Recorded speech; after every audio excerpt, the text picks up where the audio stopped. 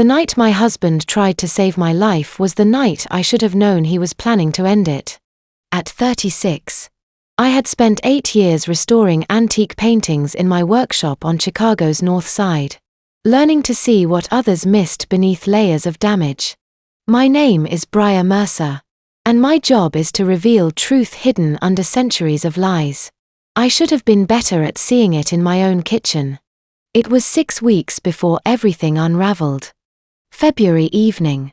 The kind of cold that makes Chicago feel like punishment.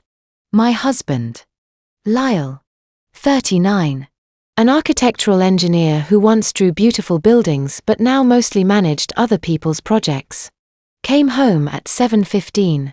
He placed his briefcase by the door with the same mechanical precision he'd used for 3 years of growing coldness.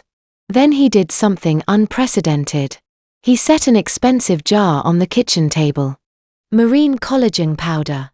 The kind sold in boutique wellness stores with minimalist packaging and triple-digit price tags. The jar gleamed under the overhead light pale blue glass with silver lettering. "Your skin looks terrible lately," he said, not meeting my eyes. "I got you this marine collagen. Drink it every morning." I stared at the jar. At him. At the space between us that had grown so wide I sometimes forgot we shared a bed. "You've never bought me supplements before," I said carefully. His jaw tightened. "I'm trying to be thoughtful. Is that a crime?" The question hung there. My art restoration training kicked in automatically. The same instinct that spots a forged signature or anachronistic pigment. Something was wrong.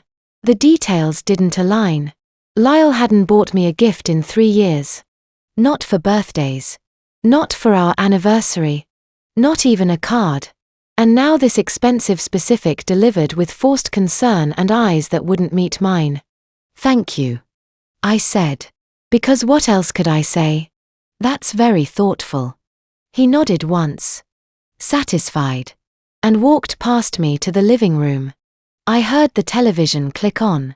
The sound of his routine resuming me already forgotten. I picked up the jar.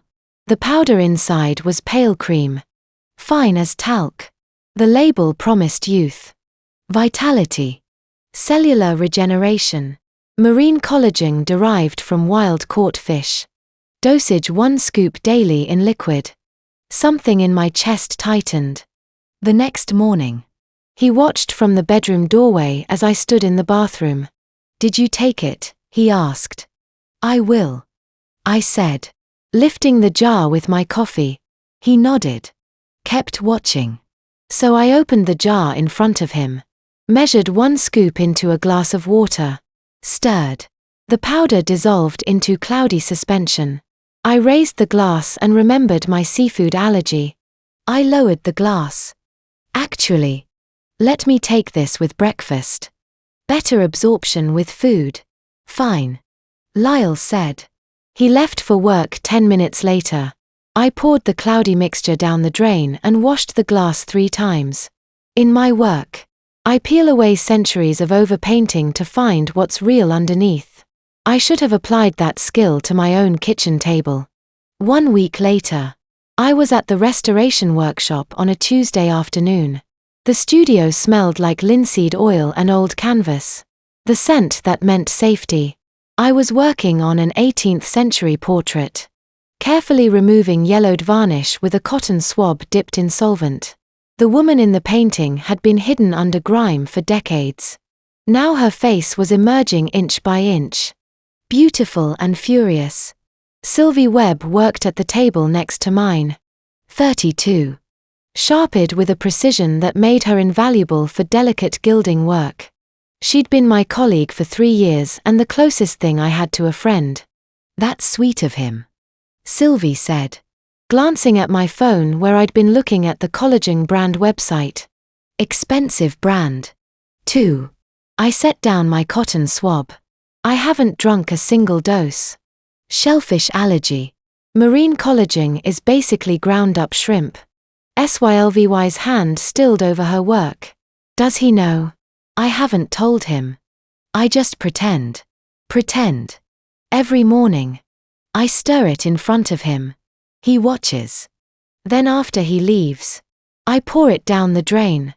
Sylvia was quiet for a moment, her fingers resting on gold leaf she'd been applying to a frame.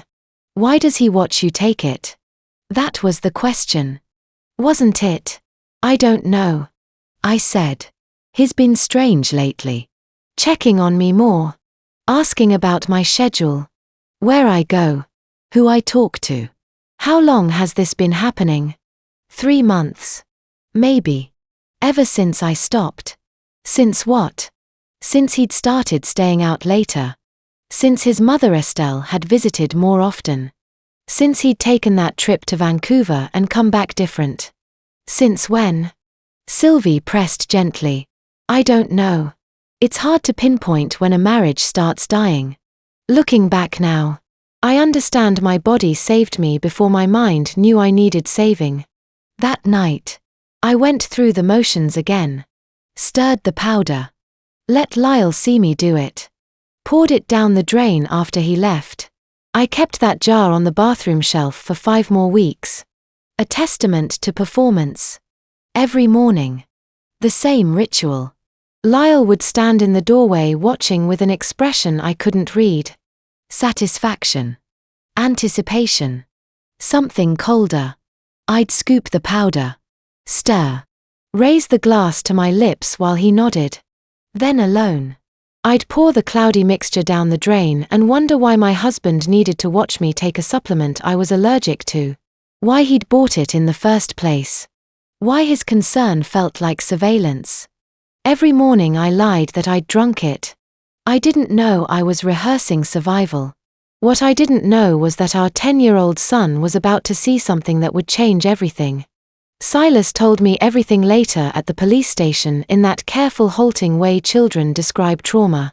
I have pieced it together from 3 separate conversations with him over the following weeks. This is what happened as best as I understand it. My son Silas, 10 years old that February, was playing hide and seek against himself in our hallway that morning. He'd count to 20, hide, then count to 20 again, and try to find himself. The game made sense to him in ways that friendship never quite did. At 7:15, he was crouched in the hallway closet among winter coats and shoe boxes. The door was open just a crack the way he liked it. Not fully hidden. Because that would be cheating himself. He heard footsteps. His father's footsteps. But wrong somehow. Hurried. Nervous. Through the narrow opening, Silas watched Lyle enter the bathroom. Not to shower or shave. He went straight to the counter where the collagen jar sat next to my toothbrush. Lyle's hands were shaking. Silas told me later that detail first before anything else. Dad's hands were shaking. Mom. Like when Grandma Estelle drinks too much coffee.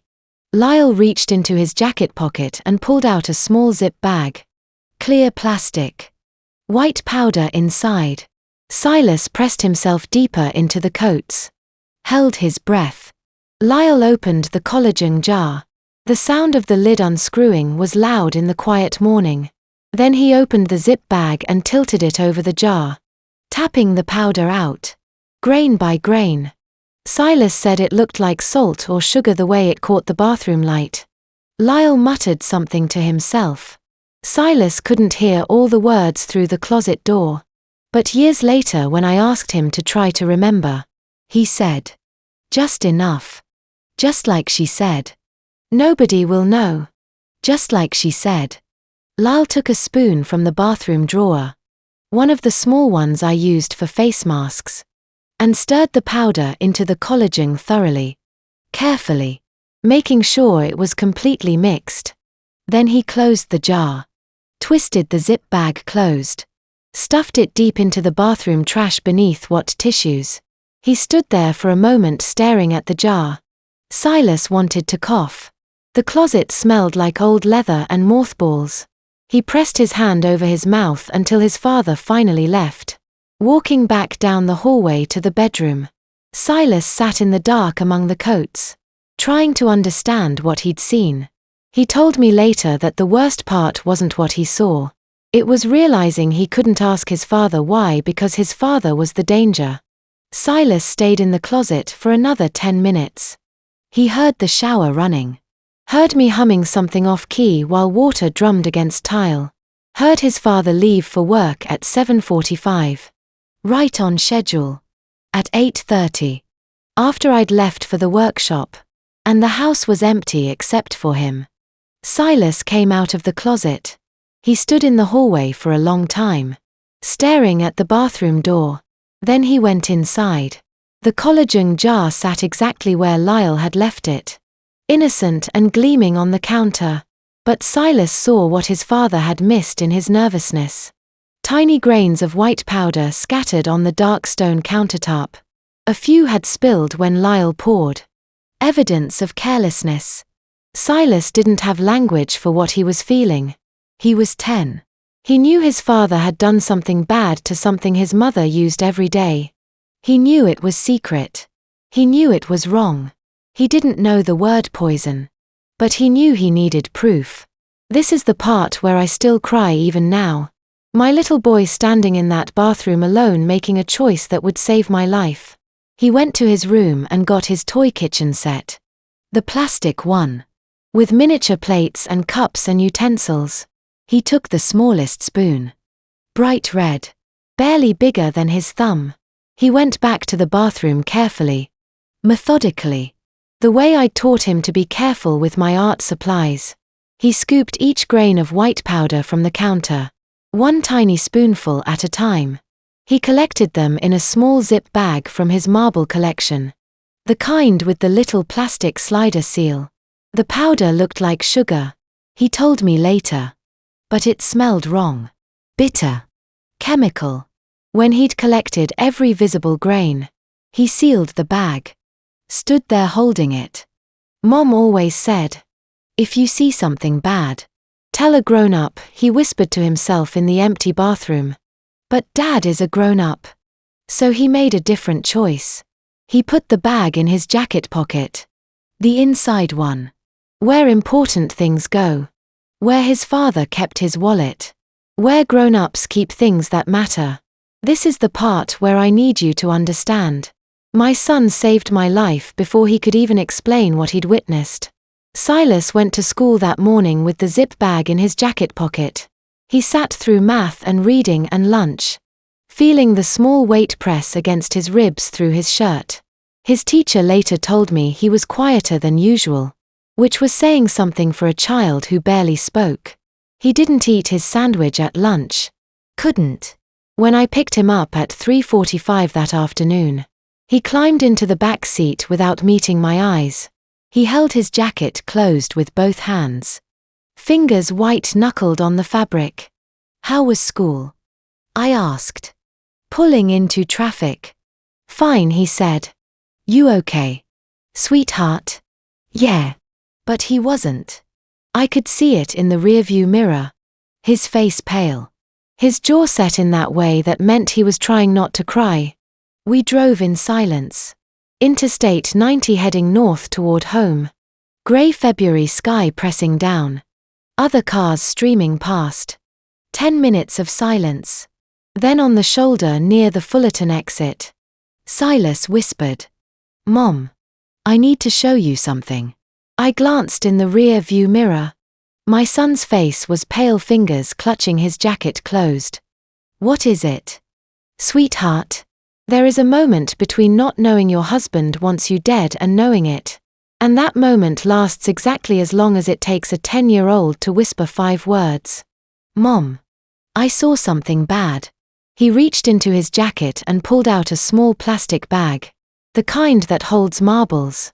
He leaned forward and placed it on my lap. White powder. Maybe a teaspoon's worth. I kept driving. Hands on the wheel. Eyes on the road. "What is this?" I asked. Though something in my chest already knew. I was hiding this morning. Playing hide and seek by myself in the hallway closet. I changed lanes. Signaled. Merged. I saw Dad through the crack in the door. He went to the bathroom to your collagen jar. My hands tightened on the wheel. He had a bag in his jacket. He poured powder into your jar.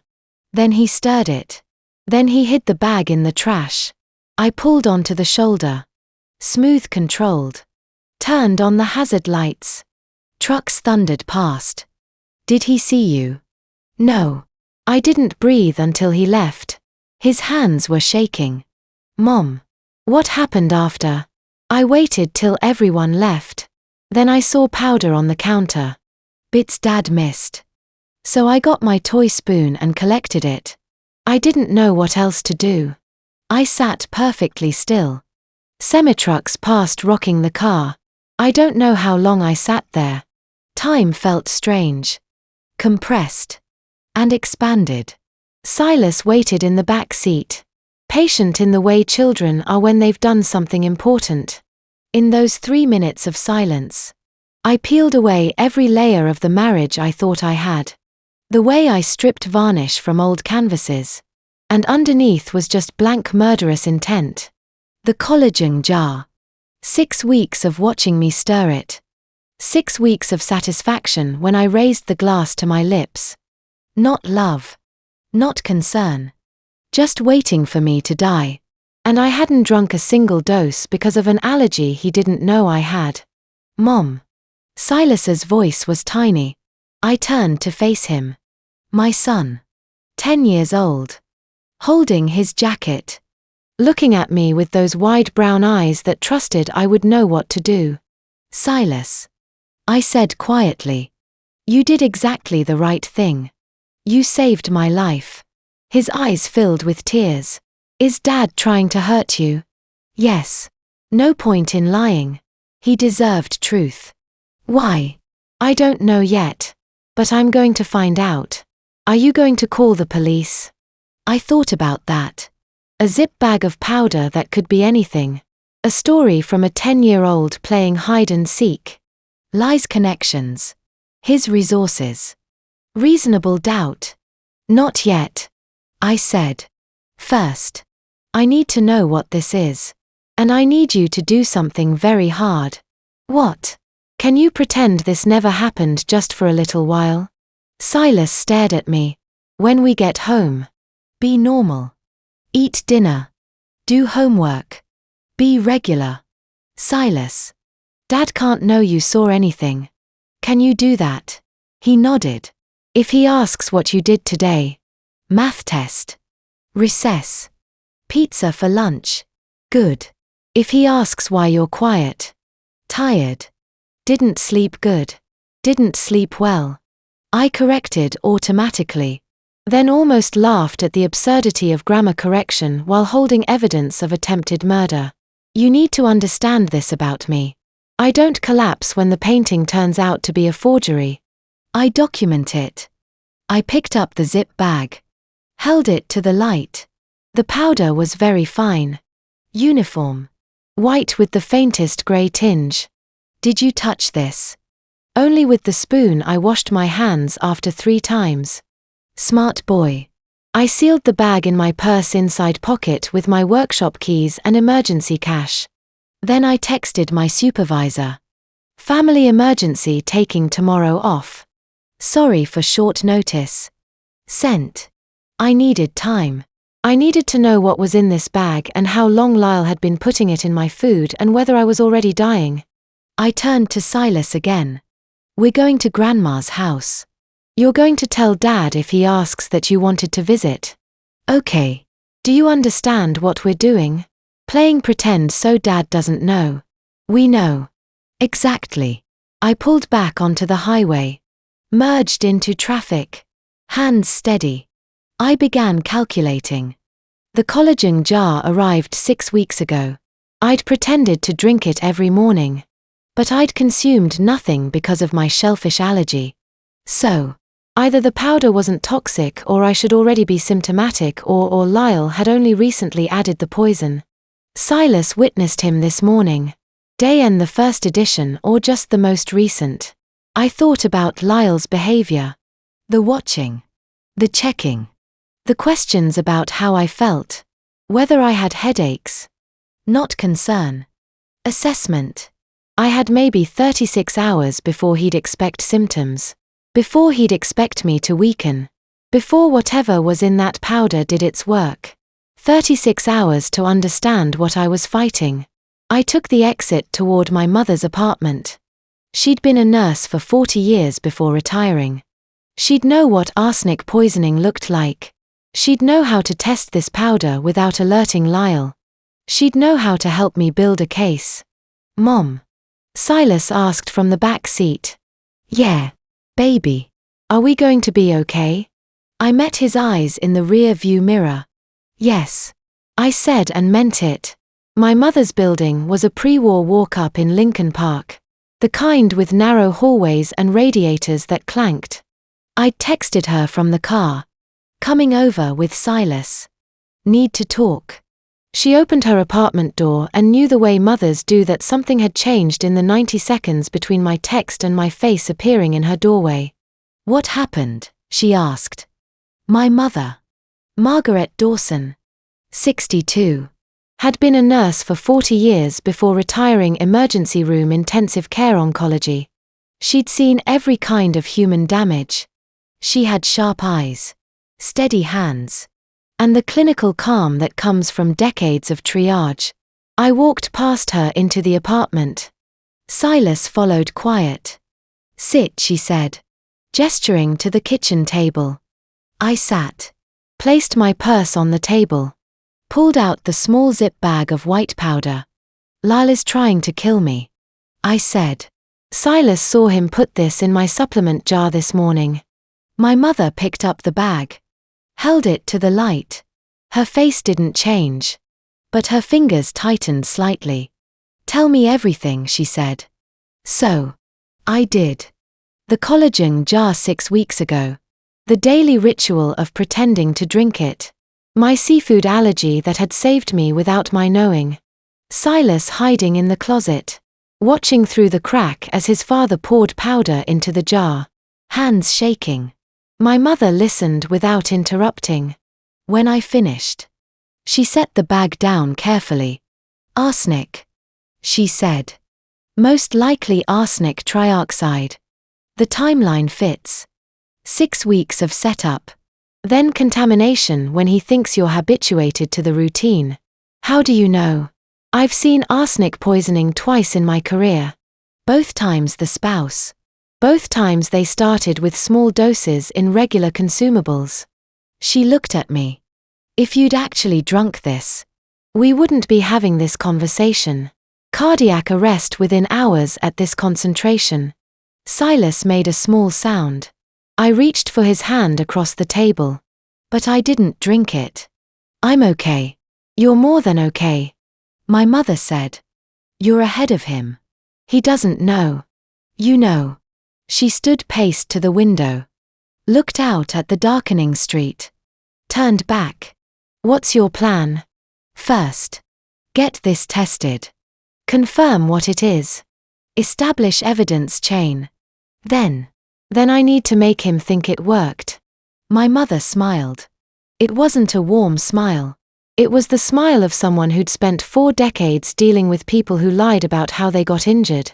Fake hospitalization, she said. Call him from the ER. Hysterical. Arsenic poisoning. Acute onset. Barely made it in time. He'll come to the hospital. No. You'll have Silas make the call. Child's voice crying scared. More believable. Say they won't let him in because it's critical care. I looked at my son. Can you do that? Silas nodded. What do I say? My mother pulled out a notepad. Started writing. You say, Dad, something's wrong with Mom. She collapsed. The ambulance came. They took her to Memorial General. They said arsenic poisoning. I'm scared. She looked up. Can you cry on command? I can cry for real. Silas said quietly. Because it's almost true. Sitting at that kitchen table with my mother and my son scripting lies to trap my husband. I understood we'd become something I never planned, a family of strategists. If Lyle calls you to verify. I told my mother record every word. He'll slip. They always slip. What makes you think he'll call me? Because you're a nurse. He'll want medical details. He'll want to know if I'm really dying or if there's a chance I'll recover and talk. My mother nodded. I'll record it and I'll tell him it looks bad. That the doctors aren't optimistic. That arsenic poisoning at this level usually means organ failure within 48 hours. Will he believe that? He'll want to believe it. I stood. I need to get the powder tested tonight. Do you know anyone? Frost Forensic Analysis. Private lab on West Monroe. Hugo Frost runs it. Tell him I sent you. He owes me a favor from when his daughter overdosed and I didn't report it. She wrote down the address. 40 minutes later, I was standing in a nondescript office building. 3rd floor. Facing a door with a small brass plate. Frost Forensic Analysis. Hugo Frost was 47, thin with reading glasses on a chain and the cautious demeanor of someone who spent his days with evidence that could destroy lives. He examined the powder sample from Silas's toy zip bag without unnecessary questions. What am I testing for specifically? He asked. Anything that could kill someone if mixed with a daily supplement, he nodded. Didn't ask why I had it. Didn't ask where it came from. This will need proper chain of custody if you're planning legal action. He said. I'm planning everything. How fast can you run this? I asked. For attempted murder, he met my eyes. I'll have preliminary results by 9 a.m. Full toxicology report by noon. I need it documented for court. I know. He pulled out forms. Started filling them in with clinical precision. Sample received from Briar Mercer. Date February 19, 2024. Time 7:43 p.m. Contents: unknown white powder, suspected toxin. Chain of custody initiated. Hugo sealed the powder sample in an evidence bag the way I seal damaged paintings before restoration. Protecting what's fragile. Documenting what's real. He handed me a receipt and a case number. Margaret said you'd be thorough. I said. Margaret saved my daughter's life. I'll be whatever you need me to be. I left the lab at 8:15. The powder that should have killed me was now locked in a freezer, waiting for mass spectrometry and gas chromatography and all the other tests that would tell me exactly how my husband had planned to end me. 12 hours until results. 12 hours to find out who else Lyle had been talking to. Because retired nurses know arsenic. But architectural engineers don't. Someone had taught him. Someone had told him dosages. Timing. Delivery methods. Someone had said just like she said according to Silas.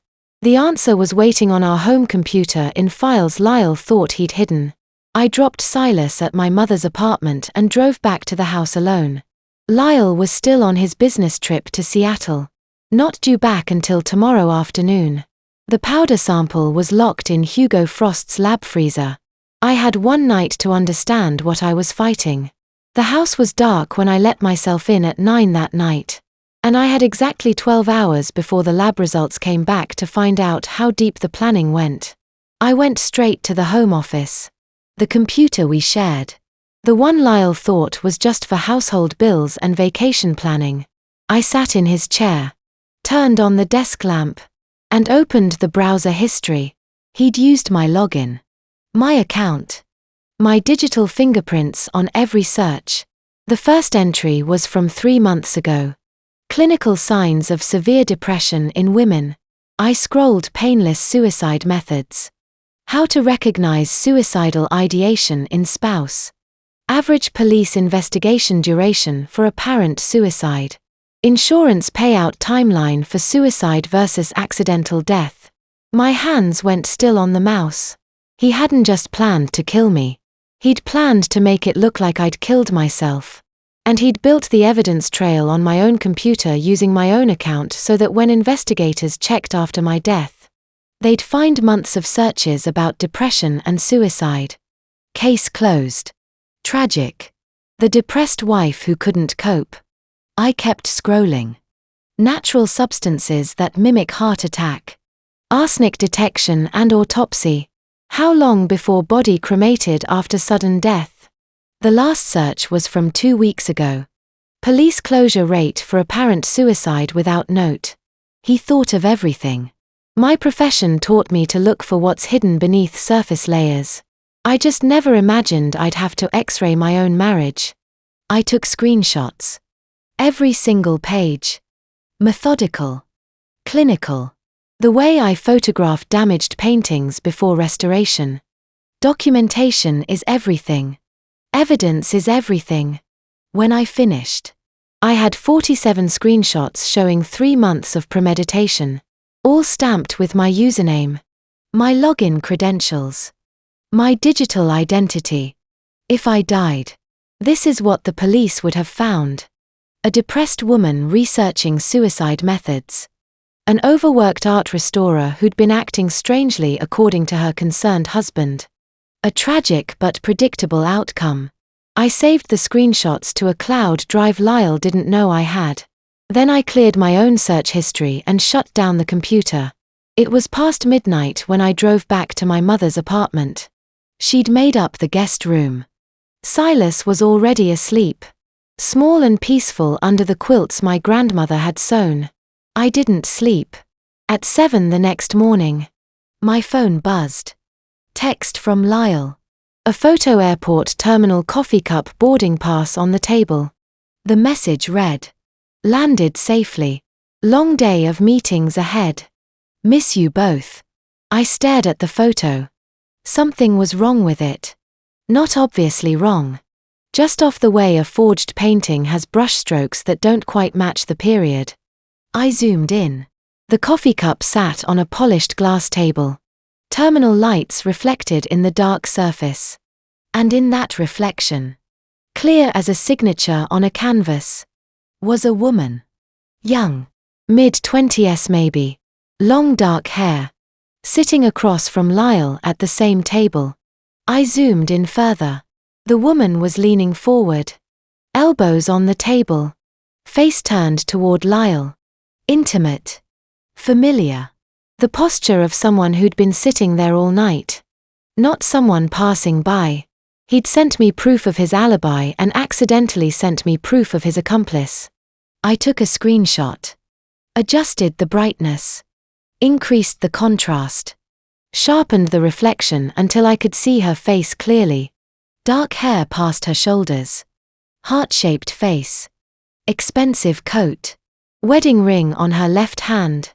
Not a girlfriend. Not a mistress having an affair. Something else. You have to understand. The reflection in that photo wasn't just evidence of an affair. It was evidence of a teacher. Someone who knew how to kill and get away with it. Because Lyle was an architectural engineer who drew building plans and managed construction teams. He didn't know about arsenic trioxide or lethal dosages or how to stage a suicide with search history. Someone had taught him, and that someone was sitting with him at 6 o'clock in the morning in an airport terminal celebrating. I forwarded the photo to my secure cloud drive. Then I went through every photo Lyle had sent me over the past 6 months. Business dinners. Conference events. Airport lounges. Looking for reflections. Backgrounds. Faces I didn't recognize. I found her in 3 other photos. Always in the background.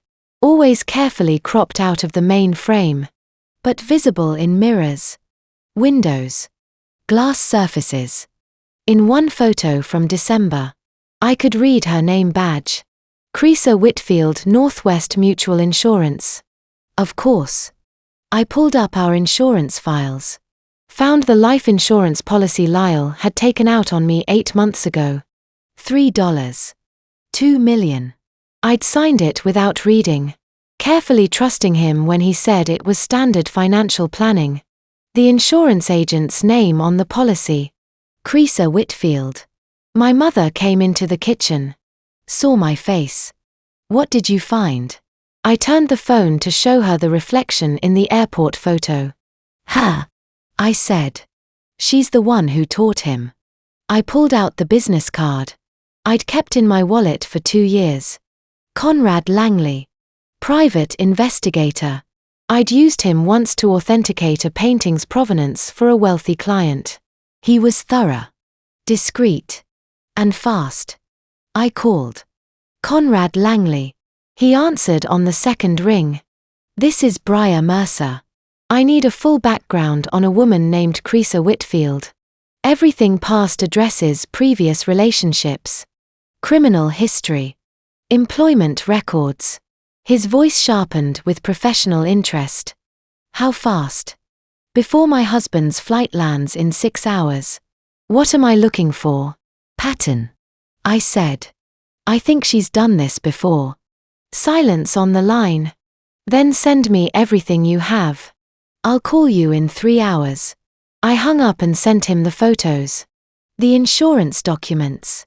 Creasa's name badge information. What Conrad would find in those 3 hours would prove Lyle wasn't the predator he was prey. Conrad promised to call back in 3 hours with everything he found on Creasa Whitfield. In the meantime, I had a 9 o'clock appointment at Hugo Frost's lab to collect the toxicology results. At 9 o'clock on the morning of day N+1, Hugo Frost handed me a folder containing scientific proof that my husband had calculated my death down to the hour. He didn't waste time with pleasantries. Arsenic trioxide, he said, opening the report on his desk. 10 times the lethal dose. If you'd ingested even half of what was in that sample, cardiac arrest would have occurred within 6 hours. I sat across from him in the small office that smelled like disinfectant and printer toner. The folder was thin. Just 8 pages. But those 8 pages were a death sentence written in chemical formulas. Is there any scenario where this concentration could be accidental? I asked. No. Hugo's voice was flat, clinical. This was precisely measured. Arsenic trioxide comes in specific grades. The concentration in your sample matches pharmaceutical-grade material used in cancer treatment protocols. Someone acquired medical-grade poison and measured an exact lethal dose. He turned the report so I could see the numbers. Concentration levels, molecular weight, projected absorption rate through the digestive system. 6 to 8 hours from ingestion to cardiac arrest. He continued. No antidote would work at this concentration.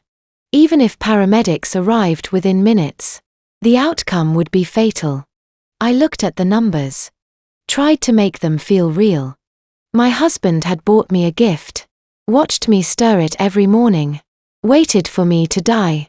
You need to understand what 10 times lethal dose means. It means my husband didn't want me unconscious or confused. He wanted me dead before anyone could call an ambulance. I've documented chain of evidence. Hugo said. The police will need this report and the original sample, which I've kept frozen at -80°C. The documentation shows when you delivered the sample, where it came from, how it was stored in every test I ran. He handed me a second folder. This is your copy. Keep it somewhere safe. The original stays here until law enforcement requests it. I took both folders. They weighed almost nothing. One more thing, Hugo said. The arsenic trioxide in your sample. It's the same formulation used in targeted chemotherapy. Pharmaceutical grade. Not industrial. Your husband didn't buy this from a hardware store. Someone with medical access provided it. Creasa Whitfield. The insurance agent who'd been sitting with Lyle at the airport. The woman who taught him how to kill. I left the lab at 9:45 and drove to my mother's apartment. Silas was at school. We decided to maintain his routine. Keep everything normal. My mother was waiting with her phone on the kitchen table. Ready? She asked. I nodded. We'd scripted this the night before. Silas had already made his call to Lyle at 7 that morning, crying about Mom collapsing and being rushed to the hospital. Lyle had been appropriately shocked, asking frantic questions, saying he'd catch the next flight home. Now it was my mother's turn. She dialed Lyle's number, put the phone on speaker, activated the recording app. He answered on the second ring. Margaret is Briar. Okay. Silas called me this morning. He was hysterical. She's in intensive care. My mother said. Her voice was perfect. Worried. But controlled the nurse who'd seen emergencies before. They're saying acute poisoning. Arsenic. I don't understand it. Lyle. What happened? Arsenic. His voice pitched higher. How? But where would she get arsenic? That's what I'm asking you. You live with her. What did she drink that caused this silence on the line then? I don't know. Maybe the collagen she's been taking. That marine collagen supplement I bought her. My mother's eyes met mine. The doctors need to know everything she consumed. My mother pressed. When did she take the collagen? Every morning I watched her. He stopped. Caught himself. I saw her taking it before work. But I don't understand how collagen could have arsenic in it. The doctors are testing all her supplements. My mother said. They said oral ingestion, definitely something she drank regularly. Is she going to survive? Lyle asked. The question hung there. They don't know. My mother said the next 24 hours are critical. I'm catching a flight. I'll be there by tonight. The ICU isn't allowing visitors. Family only. And even then they're limiting exposure because of the contamination risk. I'm her husband. I'll call you when there's news, my mother said and hung up. She played back the recording immediately. Lyle's voice. I don't know. Maybe the collagen she's been taking. That marine collagen supplement I bought her. He told me it was oral poisoning, my mother said. But Silas never said how you got sick. He only said you collapsed and were rushed to the hospital. And I never told Lyle I'd been taking the collagen. I said. I'd been pouring it down the drain for 6 weeks. He only knew I was supposed to be drinking it because he'd been watching me stir it. My mother played the recording again. This time I heard it clearly, the half-second pause before Lyle said collagen. The moment he realized he'd revealed what he shouldn't know. He knew the poisoning was oral because he'd put the poison in an oral supplement. He knew it was the collagen because that's where he'd hidden the arsenic. But Silas's call never mentioned the method. Never mentioned ingestion. Just mom collapsed, hospital, arsenic poisoning. Lyle had filled in the details himself. That's a confession. My mother said. I saved the recording to 3 different cloud drives. 2 pieces of evidence now. Lab analysis proving lethal intent. Audio recording proving prior knowledge. But evidence of murder wasn't the same as understanding motive. I needed to find out what Lyle stood to gain from my death. And that meant going home to check the one thing I'd been too afraid to look at: our financial records. What I would find in our filing cabinet would prove this wasn't just about an affair. It was about $3. 2 million. I drove home at 11. Hands steady on the wheel. The lab report and audio recording safely stored in my mother's apartment. The house was empty. Lyle's flight wouldn't land for another 6 hours. The filing cabinet key was exactly where I'd left it 6 months ago. And what I found in the insurance folder made Lyle's arsenic look almost merciful by comparison. Life insurance policy. My name $3. 2 million. Beneficiary Lyle Mercer. I sat at the desk and stared at my signature at the bottom of the page. Dated 8 months ago. February of last year. The same week Lyle had taken me to dinner at that expensive steakhouse downtown and told me he'd been thinking about our future, about protecting our family. I pulled out my magnifying glass. The one I use for examining brushstrokes on old paintings. Held the signature under the desk lamp. The pressure was wrong. The angle was wrong. The stroke pattern didn't match the way I form my capital B. I've spent 8 years authenticating signatures on 300-year-old artwork. I know the difference between genuine and forged. I know the difference enough to know this wasn't mine. I photographed every page and emailed the images that afternoon to a certified forensic document examiner I'd used twice before for painting authentication. Dr. Patricia S. who would later testify at trial that the signature showed inconsistent pressure, incorrect stroke angles, and baseline deviation incompatible with a genuine signature. I know the pressure points where a pen touches paper, the muscle memory of how someone forms letters, the tiny hesitations that make each signature unique. This wasn't my signature. Lyle had forged it. $3. $2 million. That's what my life was worth to him. Not the house we'd bought together. Not the savings account. Not the shared future. This. He'd forged my signature on a multi-million-dollar policy, then systematically poisoned me to collect. This isn't passion, I thought. It's accounting. I photographed every page. The policy details. The premium payments. All from our joint account money I'd helped earn. The beneficiary designation. The forged signature. I photographed forged signatures for a living. I know the difference between someone trying to copy my hand and someone who actually is my hand. And this signature was a forgery by someone who'd never bothered to study the original. The insurance agent listed on the policy Cresto Whitfield Northwest Mutual. Of course. She'd sold him the murder weapon disguised as financial planning. My phone rang. Conrad Langley. I have what you need, he said. Where can we meet? Somewhere Lyle won't see us. Lincoln Park Cafe Corner, table 1 o'clock. Conrad Langley was 45 with 20 years of digging through people's pasts and the tired eyes that came with knowing everyone lied about something. He was already seated when I arrived. Laptop open, coffee untouched and cold. Creaser Whitfield. He said without preamble. Real name unknown. She's been using variations. Creaser White. Cassandra Whitford. Christine Whitman always keeps the initials CW. He turned the laptop to show me a driver's license photo from Oregon. The woman from Lie's airport reflection.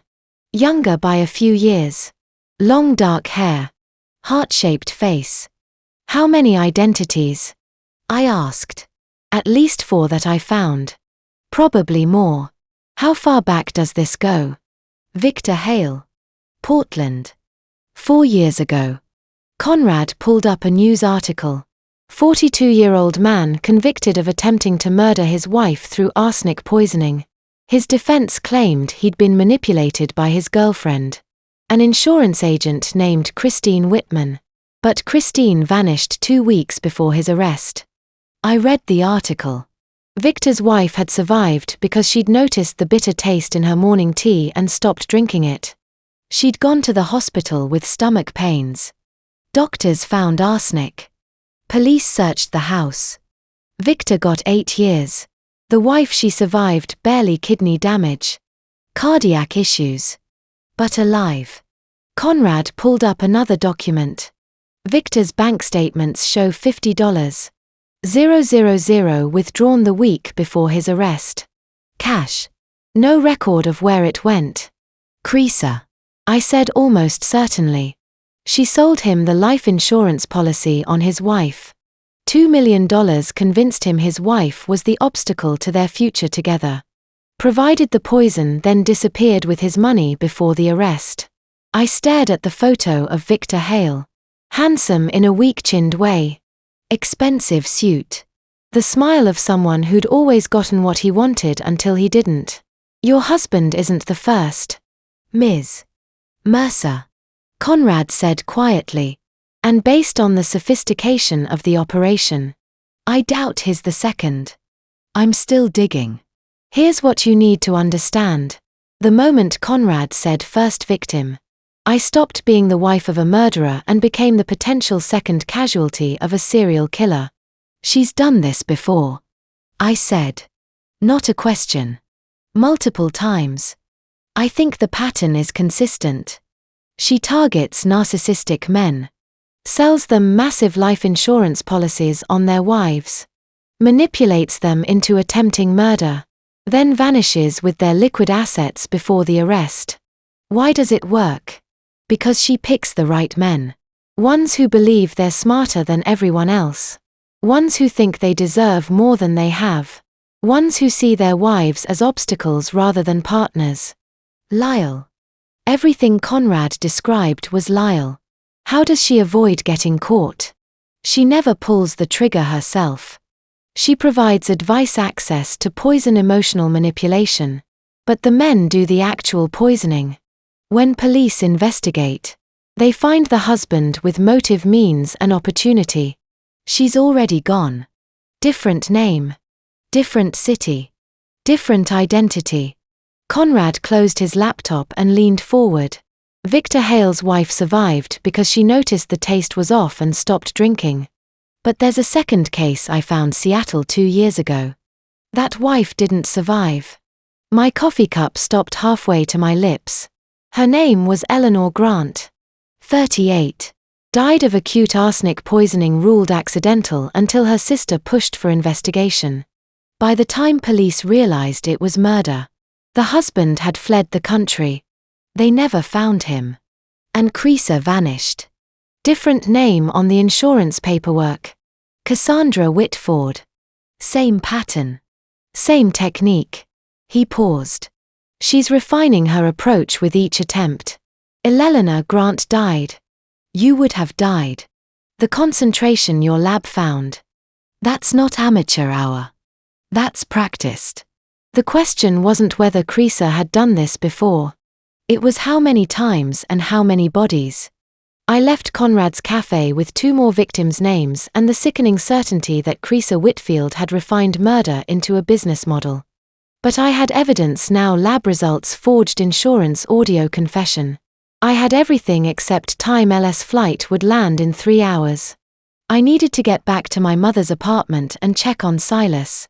The glass of milk my mother poured for Silas at 3 that afternoon was perfectly ordinary, cold, white, innocent, and watching my son's face drain of color as he stared at it, I understood that some crimes leave wounds no courtroom can address. Silas. Sweetheart. I made you some. My mother stopped mid-sentence as Silas backed away from the kitchen table. Eyes locked on the glass. No. He whispered. It's just milk. Honey. You like milk. But Silas was already running down the hallway to the bathroom door, slamming. I found him sitting on the cold tile floor, back against the bathtub, hands trembling. I can't look at it. Mom, he said. Voice so small. I keep seeing the powder. Dad's hands shaking. The white stuff going into the jar. I sat beside him on the floor. Put my arm around his shoulders. It's okay. You don't have to drink it. It's just milk. I know it's just milk. But it's white. He nodded. Started crying. Not loud. Just quiet tears running down his face. 10 years old and white was now the color of attempted murder. I held Silas on that bathroom floor and understood something fundamental. You can document arsenic concentration and forged signatures. But how do you document the moment your child stops being able to drink milk? My mother appeared in the doorway holding the glass she'd poured. Saw us on the floor. Understood immediately. I'll get you chocolate milk instead, she said gently. The brown kind. Different color entirely. Okay. Silas whispered. After he'd calmed down, after he'd drunk the chocolate milk and fallen asleep on my mother's couch, I made a phone call I'd been putting off. Quinton Prescott. The family attorney who'd handled our estate paperwork for the past 5 years. The man who'd notarized documents. Filed taxes. Set up trusts. The man who might know what else Lyle had been hiding. I need to see you, I said when he answered. Today now, Briar. Is everything all right? No. And I think you know why. Silence on the line. Then 4:30. My office.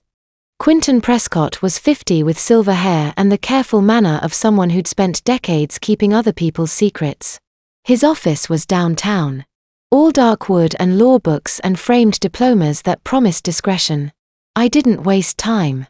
I pulled out the insurance policy. Laid it on his desk. Pointed to my signature. Did you process this paperwork? He picked it up. Adjusted his reading glasses. Examined the signature. 2 months ago. He said slowly. Lyle brought it in. Said you'd both agreed to increase your coverage. Look at the signature again. I authenticate historical documents for a living. That's not my signature. Quinton went very still. Looked closer. I watched his face change as he saw what I'd seen. The wrong pressure. Wrong angle. Wrong stroke pattern. I had no idea it was forged. He said quietly. I'm not accusing you. I'm asking if you knew about anything else he was hiding. Quinton set the policy down. Took off his glasses. Rubbed his eyes. There are things you need to know about your husband, he said. Things I can't say as his lawyer. But as a witness. That's different. What kind of things? He sat back in his chair.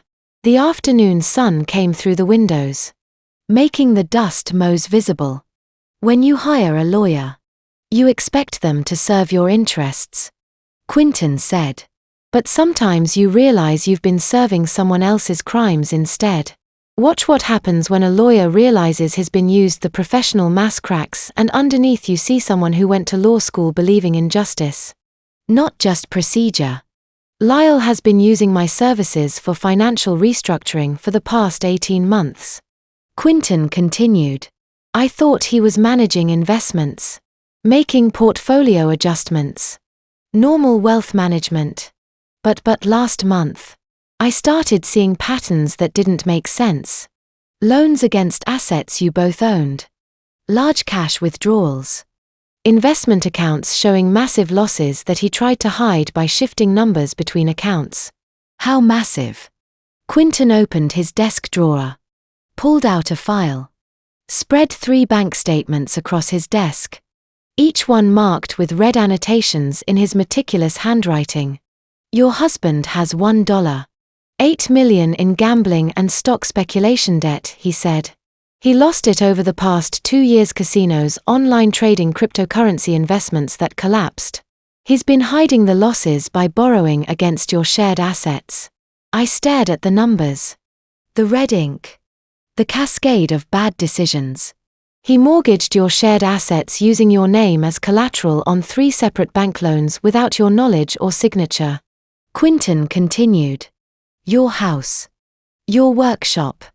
Even the car titles. All leveraged to cover his gambling debts. 3 separate forgeries at minimum. I didn't realize they were forgeries at the time. I processed the paperwork he brought me. But now seeing this insurance signature. He gestured to the policy. I should have looked closer. Without the insurance payout from my death. Quinton met my eyes. He'd be bankrupt within 6 months. The creditors are already circling. He took out the last loan 5 weeks ago. The first payment is due next month. $60. 000 he doesn't have. The financial picture was complete now, and it was worse than murder. It was mathematics. 1.8 million in debt turns out to have a very specific anatomy when a lawyer spreads it across a desk. 3 separate frauds. 3 forged signatures. 3 news Lyle had tied around my name. Quinton laid out the documents in chronological order. Loan 1. He said. Tapping the first folder. $800. 000 18 months ago. Chicago First Bank. Secured against your shared property. The house on Ashland Avenue. Your signature on the collateral agreement. He slid the document toward me. I looked at my name. The loops were wrong. The baseline was wrong. Everything was wrong. Loan 2. Second folder. $600. 000. 1 year ago. Midwest Capital Lending. Secure it against your art restoration workshop and equipment. Another forged signature.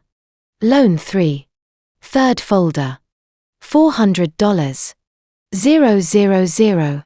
6 months ago. Heritage Trust. Secured against both cars and your joint investment accounts. I stared at the paper trail of my husband's desperation. All within 18 months. Quinton said. Progressive escalation. Each loan used to pay off interest on the previous ones while continuing to gamble. How did I not know? Because he used your joint property as collateral on each one. The notices went to his office address. You were listed as co-borrower. But all correspondence was directed to him. Here's what 18 months of secretly destroying your wife's financial future looks like when documented. 3 folders. Each thicker than the last. Each representing a deeper level of desperation. I asked him about thy signatures 6 months ago. Quinton continued. When the third loan came through for notarization, the signature looked different from the ones I had on file. I mentioned it. What did he say? That you'd signed while I was out of the room. That you'd been in a hurry. That everything was fine. Quinton looked at me. I believed him. I shouldn't have. You weren't the one committing fraud. No. But I facilitated it. He pulled out another document. This is a full accounting of where the money went. I had to piece it together from bank statements he gave me for tax preparation. I looked at the breakdown. Casino transactions. Online gambling platforms. High-risk stock trades. Cryptocurrency speculation that had crashed. He lost everything. I said. And then kept borrowing more to try to win it back. Classic gambling addiction spiral. The first payment on the last loan due in 3 weeks $60. 000. He doesn't have it. Without liquidating assets. Your assets. He can't make the payment. Default would trigger all 3 loans. Calling the full amount due immediately. Which means total financial collapse. Foreclosure on your home. Seizure of your workshop. Bankruptcy. Quinton paused. Unless he had $3. $2 million from a life insurance payout. The mathematics of murder. I'll testify. Quinton said about the loans. The forgeries. His explanations. All of it. I'll provide copies of everything and appear as a witness. Thank you. I should have looked closer 18 months ago. I should have verified. You trusted your client. That's not a crime. No. But it enabled one. I left Quinton's office at 6:15 with copies of all 3 loan documents. The accounting breakdown. And his written statement offering to testify. Back at my mother's apartment. Silas was sitting at the kitchen table with a glass of chocolate milk. The brown kind. And the script we'd written together. Are you ready? I asked. He nodded. I practiced while you were gone. Grandma helped. My mother stood by the sink. Arms crossed. Face set. It's 6:30, she said. Lyle should be at his hotel in Seattle by now. Silas picked up my mother's phone. We'd use hers so Lyle wouldn't see my number on caller ID. I sat beside my son. Put my hand on his shoulder. Remember. I said. You're scared. You're confused. You don't understand what's happening. You just know Mom is sick and you need Dad. I can do it. Silas said. Then quieter. I want to do it. He dialed. Lyle answered on the 3rd ring. Margaret is Briar. Dad. Silas's voice cracked perfectly. Dad. It's me. Sil. Why are you calling from your grandmother's phone? Dad. They took Mom to the hospital. Tears in his voice now. Real tears or fake tears? I couldn't tell. Memorial General. The ambulance came and everything. What? When? What happened this morning? She collapsed. The doctors said Silas's voice broke. They said arsenic poisoning. She's really sick. Dad. Silence on the line. I could almost hear Lyle's heart racing. Arsenic. His voice was higher than normal. Where would she get arsenic? I don't know. I'm at Grandma's house. I'm scared. Dad. When are you coming home? Lyle's voice steadied. I'm booking a flight right now. Buddy. I'll be there as soon as I can. Is Mom going to be okay? I don't know. Let me talk to Grandma. She's talking to the doctors. It's just me here. Okay. Okay. I'm getting the next flight out. I'll text you when I land. Okay. I love you. Silas. Love you. Too. Dad. Silas hung up. Sat very still for a moment.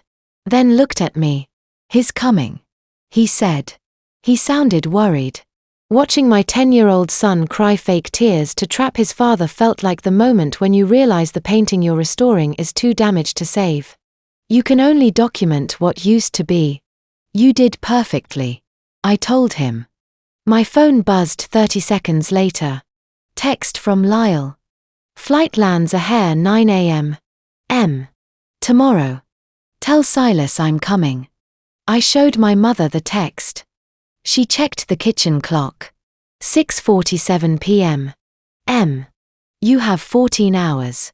14 hours and 13 minutes to be precise. Lyle would land at at 9 tomorrow morning. Day N+2. He'd take a taxi straight to the hospital expecting to find me dead or dying. Instead, he'd find police and every piece of evidence I'd spent the past 36 hours collecting. My husband was flying home thinking he'd won. What he didn't know was that 4 weeks ago, I'd already taken the one thing he was killing me to get.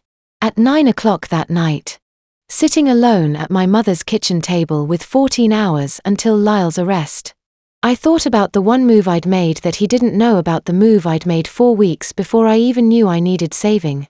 Silas was asleep in the guest room. My mother had gone to bed. The apartment was quiet except for the radiator clanking and the sound of traffic on the street below. I spread the evidence across the table. Lab report. Audio recording. Forged insurance policy. Bank fraud documentation. Conrad's research on Crease's pattern. Computer screenshots of the staged suicide narrative.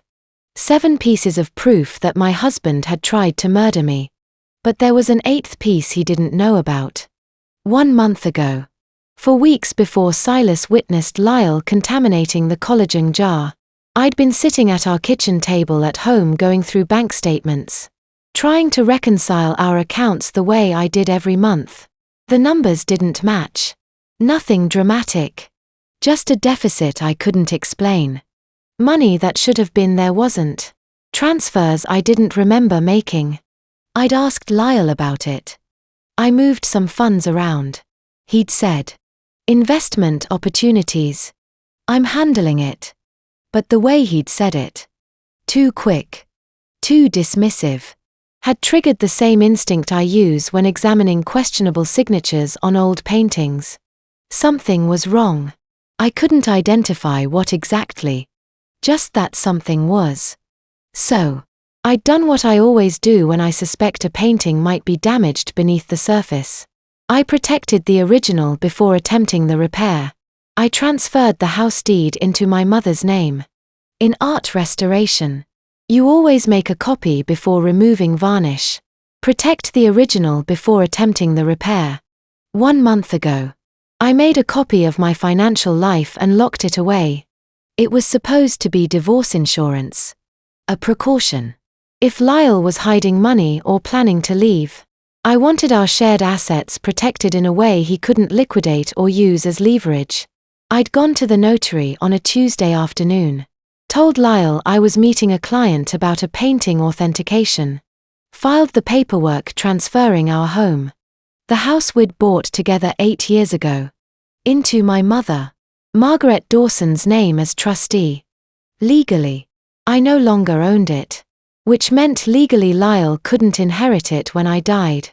Sitting at my mother's table now with arsenic test results and forged signatures spread before me, I understood what I'd actually done.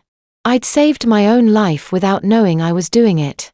Because Lyle's plan, the entire architecture of his murder plot, was built on inheritance. Marry the successful art restorer. Wait until she builds a valuable business. Take out massive life insurance. Stage her suicide. Collect the payout. And inherit her property. Except the property wasn't mine anymore. I'd transferred it to my mother's name.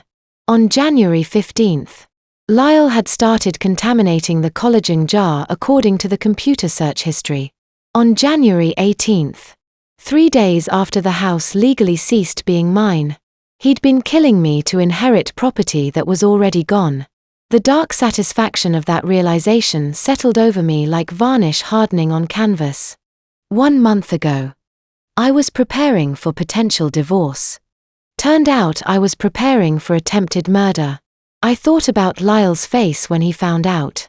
When he realized that even if he'd succeeded, even if I'd drunk the poisoned collagen and died of cardiac arrest within 6 hours, he'd have gotten nothing. The house he'd mortgaged against fraudulent loans wasn't legally mine to will to him. The assets he'd been counting on inheriting had been protected before he'd poured the first grain of arsenic. He'd risked everything for nothing. Here's the part Lyle didn't understand about marrying someone who authenticates forgeries for a living. We're trained to spot what's wrong before we can explain why. I stood up from the table, walked to the window, looked out at the Chicago street below, dark and quiet at 9:40 p.m. Tomorrow morning, Lyle would land at a hair, expecting to rush to the hospital, expecting to find me dead or dying, expecting to play the grieving husband, collect the insurance money, inherit our shared property, and start fresh with Creaser. Instead, he'd find Detective Garrett waiting with 7 pieces of evidence proving premeditated attempted murder.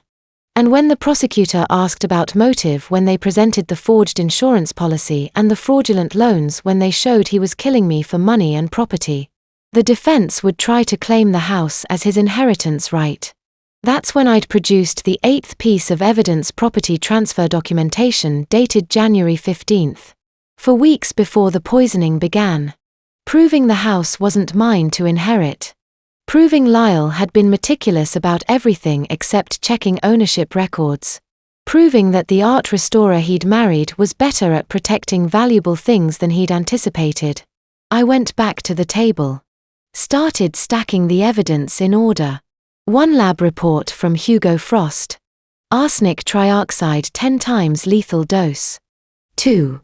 Audio recording of Lyle's phone call to my mother mentioning oral poisoning method when he shouldn't have known. 3. Forged life insurance policy. $3. $2 million for Quinton's documentation of 3 fraudulent bank loans totaling $1.88 million. 5. Conrad's research file on Creaser Whitfield's pattern of serial predation. 6. Computer screenshots showing 3 months of staged suicide search history on my account. 7. Airport photo with Creaser's reflection in the glass proving conspiracy. 8. Property transfer deed dated January 15th, nullifying inheritance motive. I looked at the clock. 9:47 p.m. 13 hours until Lyle landed. 13 hours until he walked into the trap he'd built for me and found himself caught instead. Lyle would inherit something after all. Just not what he'd planned. He'd inherit 14 years in prison. The only question left was whether the woman who taught him to kill would get caught. 2. Creaser would have to wait. First, I needed to make sure Lyle couldn't escape. I walked into the Chicago Police Department at 8 o'clock on the morning of day N+2, carrying 14 months of marriage in a leather portfolio. Except every page was evidence of attempted murder. Detective Dwight Garrett met me in the lobby. I'd called ahead at 7 that morning. Told him I had evidence of attempted homicide by poison. He told me to come immediately. His office was small, fluorescent lit with a desk covered in case files and a window overlooking the parking lot. He gestured to the chair across from him. "Show me what you have," he said. I opened the portfolio. 6 independent pieces of documentary evidence. I said, "Each one proves a different element of my husband's attempt to murder me." I laid them out in order. 1 laboratory analysis from Frost Forensic Lab. Arsenic trioxide at 10 times the lethal dose found in powder my 10-year-old son collected from our bathroom counter after witnessing his father contaminate my supplement jar. Garrett picked up the report. Read it carefully. 2 audio recording of my husband mentioning oral poisoning method during a phone call about my supposed hospitalization knowledge he shouldn't have had unless he administered the poison himself. I played 30 seconds. Lyle's voice saying, "Maybe the collagen," when no one had told him how I'd supposedly been poisoned. Garrett's expression didn't change. But he made a note. 3 life insurance policy for $3.2 million with forged signature. I authenticate historical documents professionally. This signature isn't mine. Wrong pressure. Wrong stroke angle. Amateur forgery. Garrett examined the signature. You can prove this. I can provide exemplars from the past 10 years. Bank documents. Legal papers. Art restoration contracts. Every signature I've ever made. None of them match this one. 4 airport photograph my husband sent as an alibi. Look at the reflection in the glass table surface woman sitting across from him. That's Creaser Whitfield. The insurance agent who sold the policy. She's his accomplice. Garrett zoomed in on the photo. Studied the reflection. 5 computer search history from my account showing 3 months of staged suicide research depression symptoms. Painless methods police investigation duration. Lyle was building a narrative where my death would appear self-inflicted. Garrett spread my evidence across his desk like I spread damaged canvases across my restoration table. Each piece telling part of the story. But only the full picture revealing the crime. 6 testimony from our family attorney documenting 3 fraudulent bank loans totaling $1.8 million. All secured with forged signatures using my name as collateral. My husband has massive gambling debt and was facing bankruptcy without the insurance payout from my death. Garrett looked up. Most domestic cases come in with 1 piece of evidence. A bruise. A threat. Maybe a witness statement. You're giving me 6 independent proofs spanning toxicology. Audio. Forensics. Signature analysis. Photographic evidence. Digital records. And financial fraud. I restore paintings for a living. I said. I know how to document damage and prove intent. When does your husband return? His plane lands at O'Hare at 9 this morning.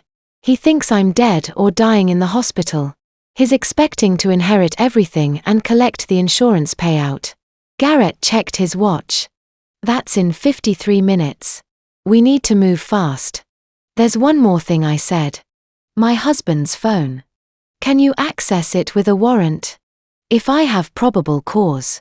Which I do based on this evidence. Yes. Why? Because people who plan murders this carefully usually document their plans digitally. And my husband is meticulous.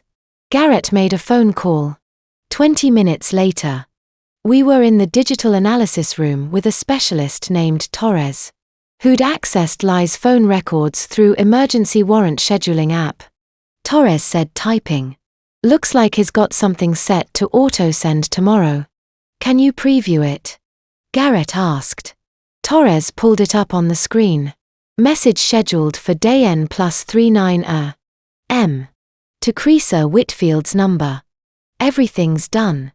Police ruled it suicide from depression history. Life insurance claim filed. No investigation. Time to collect. Meet me at the usual place Friday. Garrett leaned back in his chair. He scheduled this to send tomorrow at 9 a.m. 24 hours from now. A celebration text to his accomplice. Can you stop it from sending? I asked. Why would I? This is his confession in his own words from his own device. Written in advance. Scheduled to auto-send completely unprompted by police questioning. Here's what you need to know about automated messages. They don't lie. They don't forget. And they don't care that you've been arrested. They send exactly what you programmed exactly when you scheduled it. The message activates 24 hours from now. Garrett said. Your husband will already be in custody. His phone will confess for him. He can claim it's fabricated. I said. Not when it comes from his own phone sent via his own scheduling app using his own login credentials from our evidence locker. The metadata alone proves he wrote this before we ever contacted him. Torres printed screenshots. Timestamps. Scheduling logs. Digital fingerprints proving Lyle had composed this message yesterday, expecting me to be dead by the time it sent. Garrett looked at his watch. 10:23 a.m. Your husband's plane lands in 40 minutes. We'll have units positioned at your residence by 11. He closed the evidence folder. Stood up. Tomorrow at 9 a.m.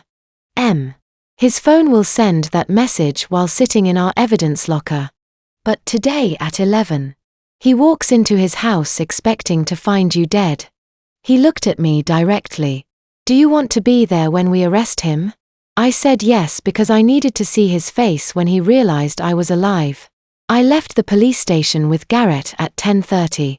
Planning to be at the house by 11 for the arrest. Lie plane was landing in 30 minutes. That's when my phone buzzed with a bank notification. Emergency alert. Large withdrawal detected on joint account ending in 4721.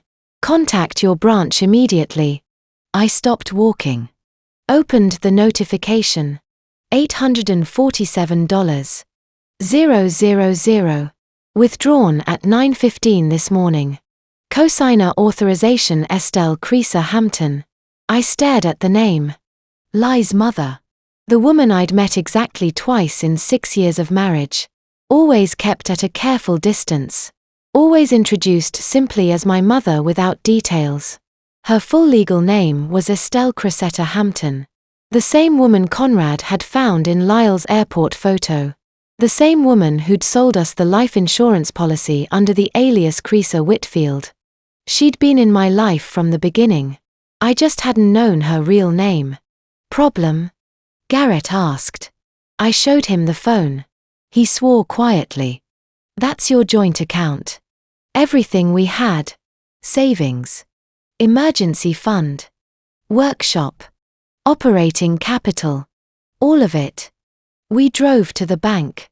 The manager, a nervous man named Peters, was waiting. I'm so sorry. He said she had valid cosigner authority from when the account was opened. ID matched. Authorization documents were in order. Show me the security footage. I said Peters pulled it up on his computer. 9:15 that morning.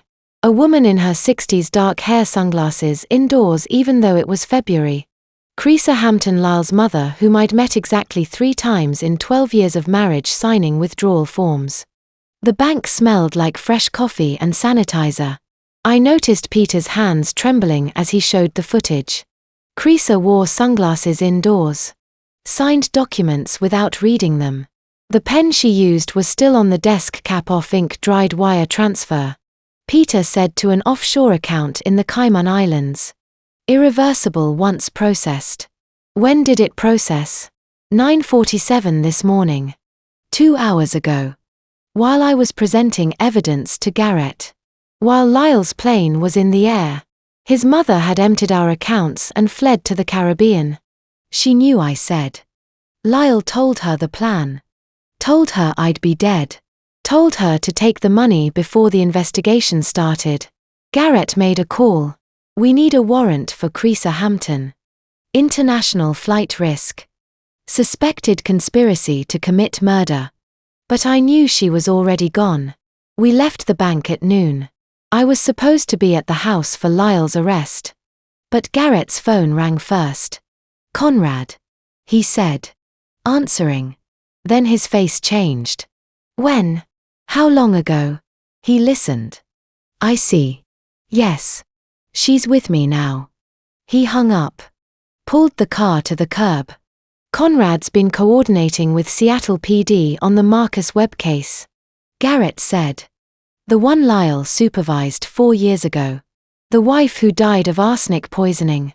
Gwen Webb. Yes. Conrad just got the full case file. It's worse than we thought. Before I reveal what Conrad found in Seattle, before I tell you how many women didn't survive. Comment. A. If you think Lyle planned this alone. Or B. If someone taught him how to kill. Please note what follows contains recreated details for narrative purposes. If that's uncomfortable, this is a good place to stop. Garrett opened his laptop. Showed me the file. Marcus Webb. 41. Structural engineering supervisor. Lyle's direct manager at the firm. Webb's wife. Gwen. 34. Died in November 2021 after 6 months of deteriorating health. Doctors initially thought it was autoimmune disorder. Then organ failure. Then finally arsenic poisoning from contaminated herbal supplements. Marcus collected $1 million in life insurance. Paid off $980,000 in gambling debts. Case was ruled accidental death. Lyle had been Webb's protégé. They traveled together to Vancouver casinos. Worked late together. Met for drinks. They taught each other. I said Gwen Webb wasn't just a case file. She was someone's daughter. Someone who trusted the wrong man. Someone who didn't survive to transfer property or call detectives. Someone who'd actually died while I'd been saved by an allergy I didn't know mattered. I was alive only because Sylvie noticed my symptoms.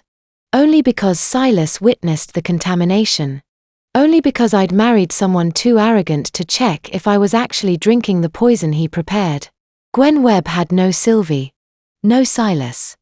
No second chance. Conrad's coordinating with Seattle PD. Garrett said they're reopening Webb's case. Looking at Marcus' current location. Where is he? Unknown. He left the country 6 months after Gwen died. No extradition treaty. So Lyle had learned from a successful killer who'd gotten away with it. We sat in Detective Garrett's office studying the arrival times. Lyle's flight from Seattle was scheduled to land at O'Hare at 7:42 tomorrow morning.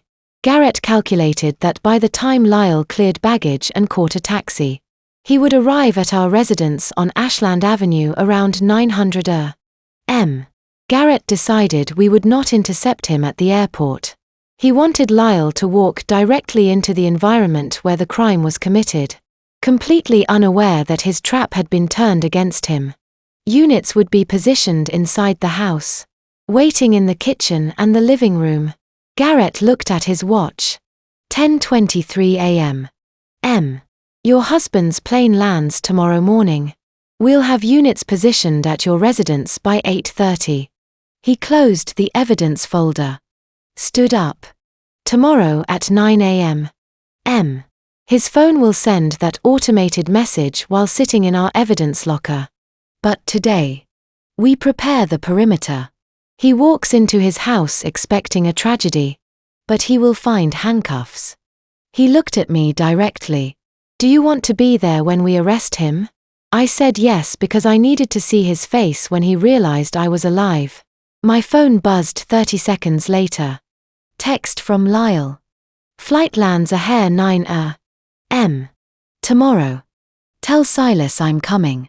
I showed Garrett the text knowing my husband was flying home thinking he'd won. I told Silas Daddy had been delayed. That there was a problem with his flight.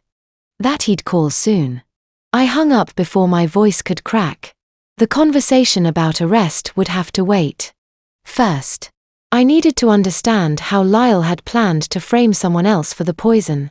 Vernon Rawlings didn't know his gym locker had been turned into a crime scene until the detectives showed him the empty vial. I watched through the one-way glass at the police station as Garrett sat across from my personal trainer in the interview room. Vernon was 32. Built like someone who lived at the gym with the easy confidence of someone who'd never been questioned by police before. This was in your locker, Garrett said, sliding a photo across the table. Arsenic trioxide. Medical grade. The vial's empty now. When did you last see it full? Vernon picked up the photo. His face went pale. I keep that for and problems in my car. It's not I mean. It's not for people. Why would I poison anyone? Your client's husband accessed your locker 6 months ago. Gym security footage shows him alone in the locker room for 7 minutes. You have cameras. Vernon looked at the photo again. Lyle Breyer's brother.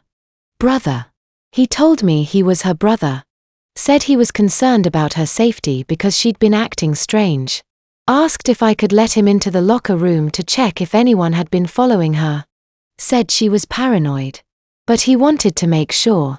Garrett made a note. Breyer's married to Lyle. He's not her brother. Vernon's expression shifted. Understanding dawning.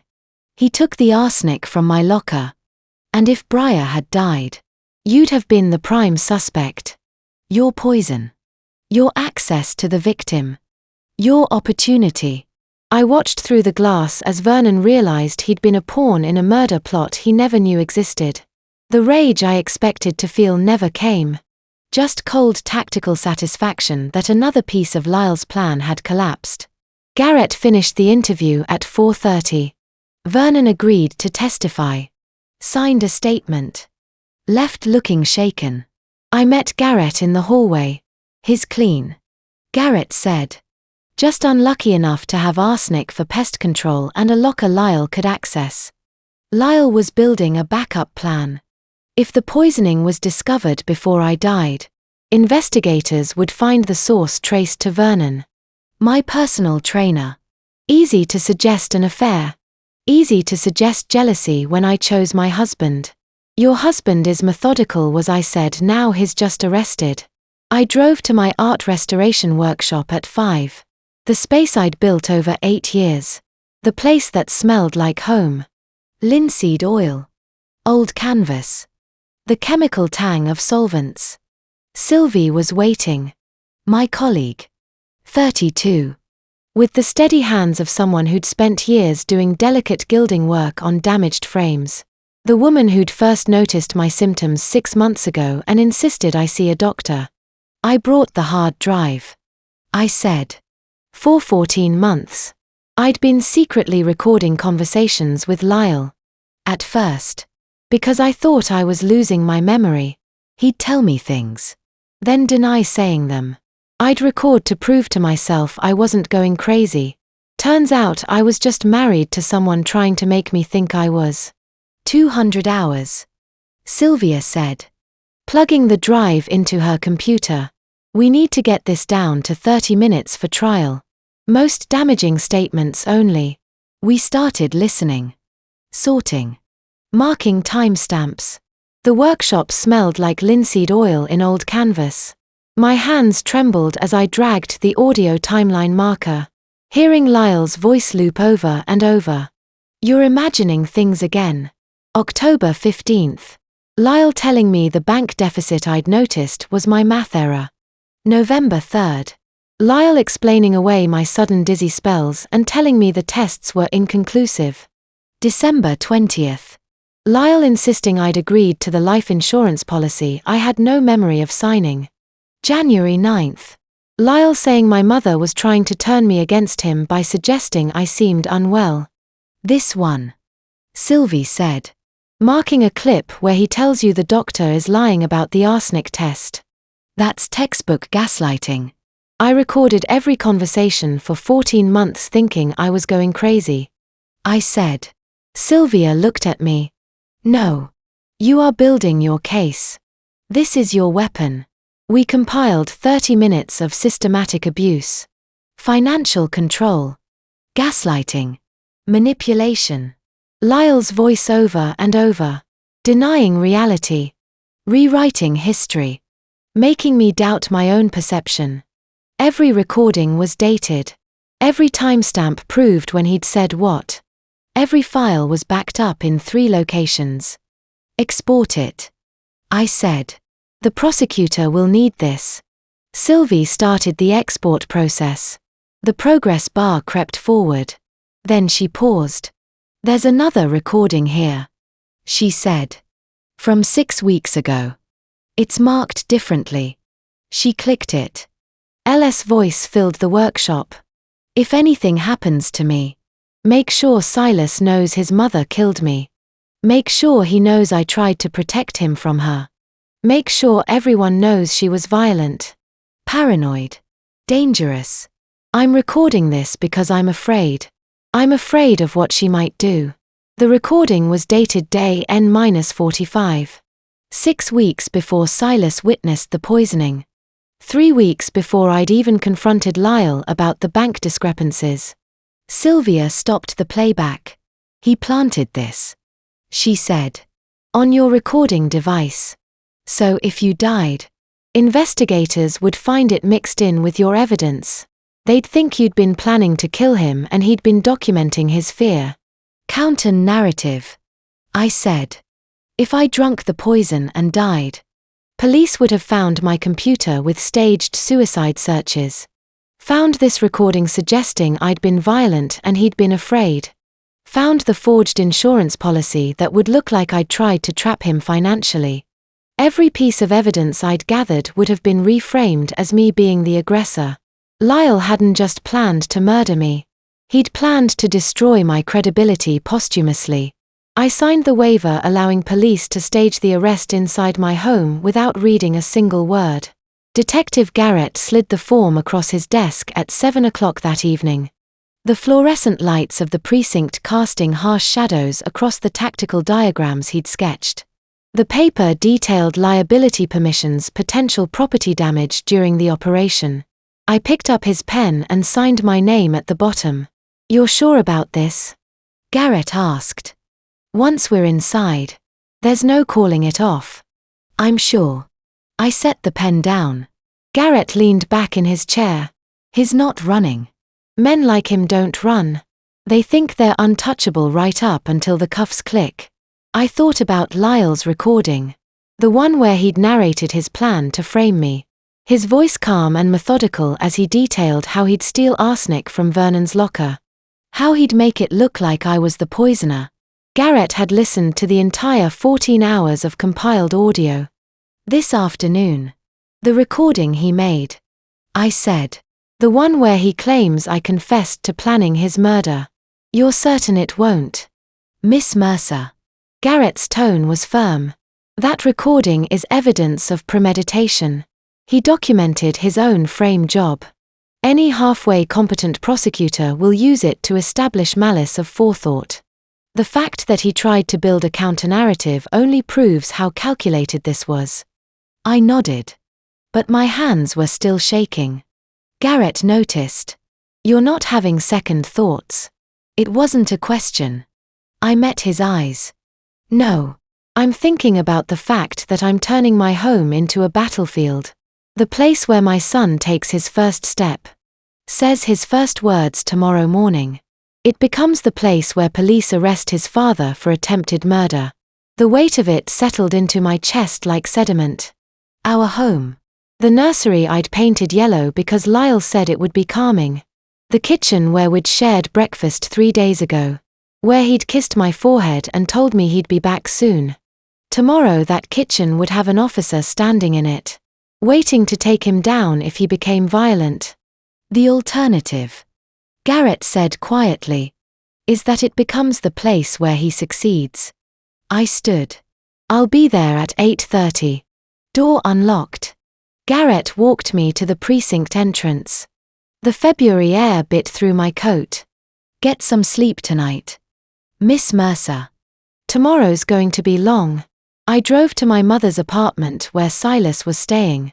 When I arrived at 10 p.m., Margaret was washing dishes in the kitchen, and Silas was sitting on the living room floor, surrounded by crayons. "He's been drawing for an hour," my mother said, drying her hands. "Won't let me see what he's making." I knelt beside him. "What are you working on, sweetheart?" Silas looked up at me with those serious grey eyes. Lie's eyes. He held up the paper. My breath caught. The drawing was crude the way all 4-year-old art is crude.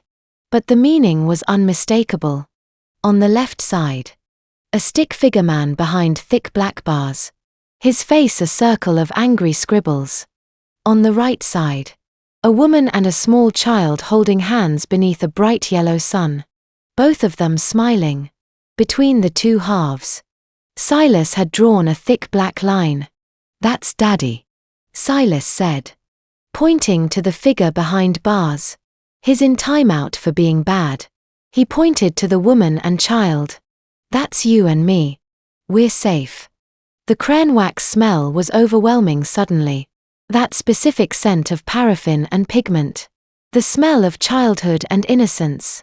The blue crayon in Silas's hand had worn down to a nub from how hard he'd pressed to make the bars dark enough.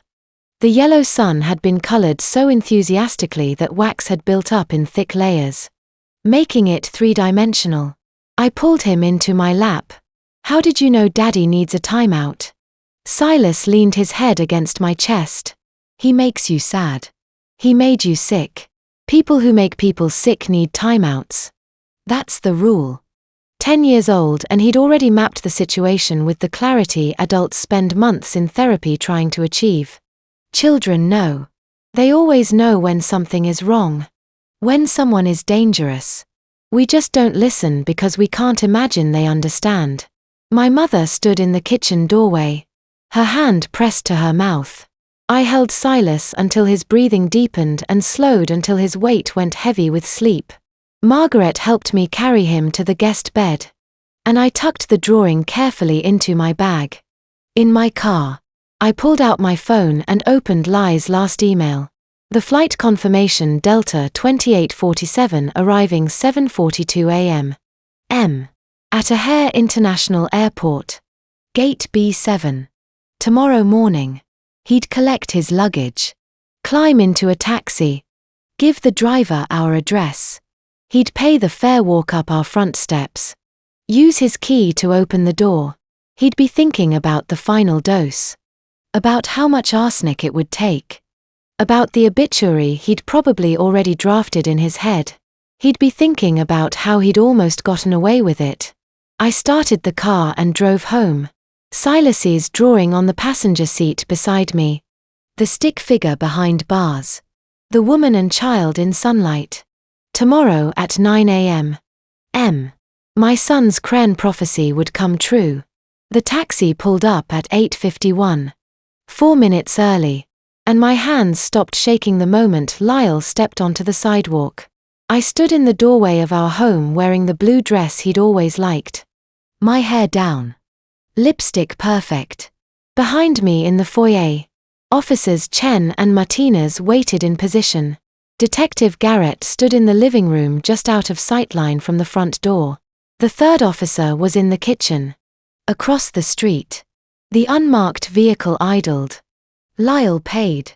The taxi driver pulled his carry-on from the trunk and walked up our front steps with the ease of a man who thought he was coming home to finish what he'd started. He saw me in the doorway and froze. For 3 seconds. Neither of us moved. I watched the confusion cross his face. First, why was I standing? Why was I dressed? Why wasn't I in the hospital? Barely clinging to life. Then came the calculation. His eyes darting past me into the house. Searching for an explanation that would make this make sense. "Briar," he said. His voice careful. "You're supposed to be. I thought you were at the hospital. Your mother said you were still sick." I got better. I stepped aside. Clearing the doorway. "Come inside." Lyle. He climbed the last 2 steps. Crossing the threshold with his carry-on rolling behind him. The moment both feet were inside, Detective Garrett moved into view.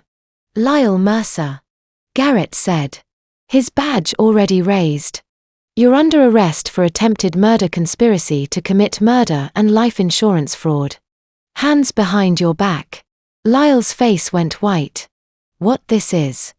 "Briar, what is this?" I said nothing.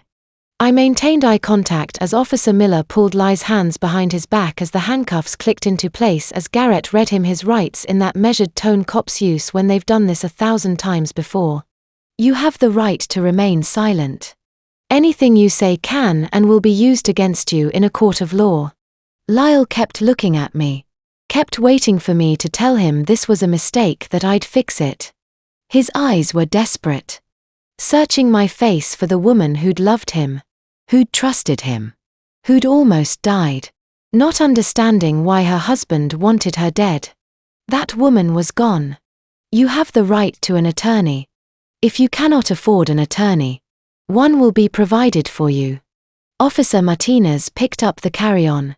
Chen guided Lyle toward the door. My husband. The man I'd married 6 years ago. The father of my child. The person who'd spent 14 months poisoning me with arsenic stolen from a gym locker. Stumbled as they led him past me. Briar. Please. Whatever they told you, it's not. I can explain. Do you understand these rights as I have read them to you? Garrett finished.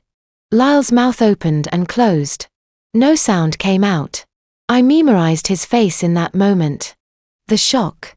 The calculations still running behind his eyes. Trying to find an angle. A story. A way to talk himself out of handcuffs. The fear creeping in as he realized none of his plans had accounted for this. For me being alive. Aware. Standing in our doorway. Watching him get arrested. 14 months of recordings. 14 months of documenting every meal he'd prepared. Every symptom he'd caused. Every lie he'd told while I got sicker. All of it had been for this single second. The second where Lyle Mercer understood he'd lost. It was worth every minute. They walked him to the patrol car. I followed. Staying on the front steps as Chen opened the back door and guided Lyle inside. Garrett stopped beside me. You want to come to the station? He asked. You don't have to. You've done enough. I'm coming. I rode in Garrett's sedan. Following the patrol car through morning traffic. Lyle sat in the back seat ahead of us. His head bowed. Hands cuffed behind him. At a red light on Michigan Avenue. Garrett pulled an evidence bag from the center console. Inside was Lyle's phone, seized when they'd patted him down. We'll do a full forensic sweep. Garrett said. But I want to check something first. He powered on the phone. The lock screen showed 2 missed calls from Creaser and 1 notification message sent. Garrett's eyebrows rose. He tapped the notification. The phone screen glowed blue in his hand as the message thread with Creaser opened. The most recent text had been sent at exactly 900 a.m. 5 minutes before Lyle's arrest. I leaned forward from the back seat. Reading the words once. Twice. 3 times before the letters stopped wavering in my vision. It's done. Suicide staging perfect.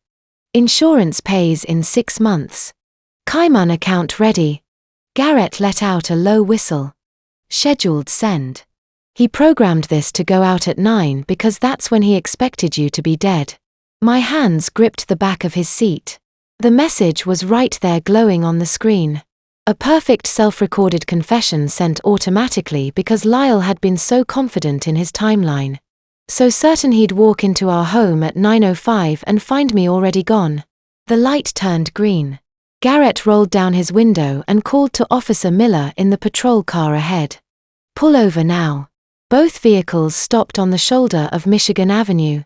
Garrett got out, walked to the patrol car, and opened Lyle's door. He held up the phone so Lyle could see the screen. Your phone sent this at 9 a.m. Garrett said. To Creaser. Want to explain what suicide staging perfect means? Lyle stared at the message. His face went grey.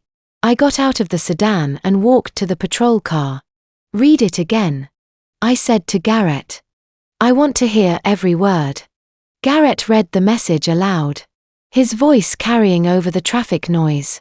When he reached the part about the insurance payout, Lyle closed his eyes. We got back in our vehicles. Garrett started the engine toward the station. Then paused with his hand on the gear shift. The message mentions a Cayman account. He said. Your mother-in-law already emptied your joint account. But this suggests a second offshore account we don't know about yet. I looked at the patrol car ahead of us. Through the rear window. I could see the back of Lyle's head. His jaw was tight. His shoulders rigid. "There's more money hidden," Garrett said. "And he just told us exactly where to look." The officer's gloved hand pulled a small amber vial from Lyle's jacket in her pocket. And everyone in the room went silent. We'd returned to the house after Garrett spotted the Cayman account reference. He wanted a full evidence sweep before Lyle's arraignment. And I'd insisted on being there to watch them catalogue every piece of my husband's double life. The forensics team had already bagged his laptop, his carry-on, the toiletries kit from his suitcase. Now, Officer Martinez stood in our bedroom holding Lyle's travel jacket, checking the pockets one by one. The vial was maybe 2 in tall. Prescription label wrapped around amber glass. Martinez held it up to the light. Garrett crossed the room in 3 steps. He took the vial. "Read the label." And his jaw tightened. "This is dicaprol," Garrett said. "Arsenic antidote. Prescription dated 6 months ago. Refilled twice." I stared at the vial. The liquid inside caught the morning light golden and viscous.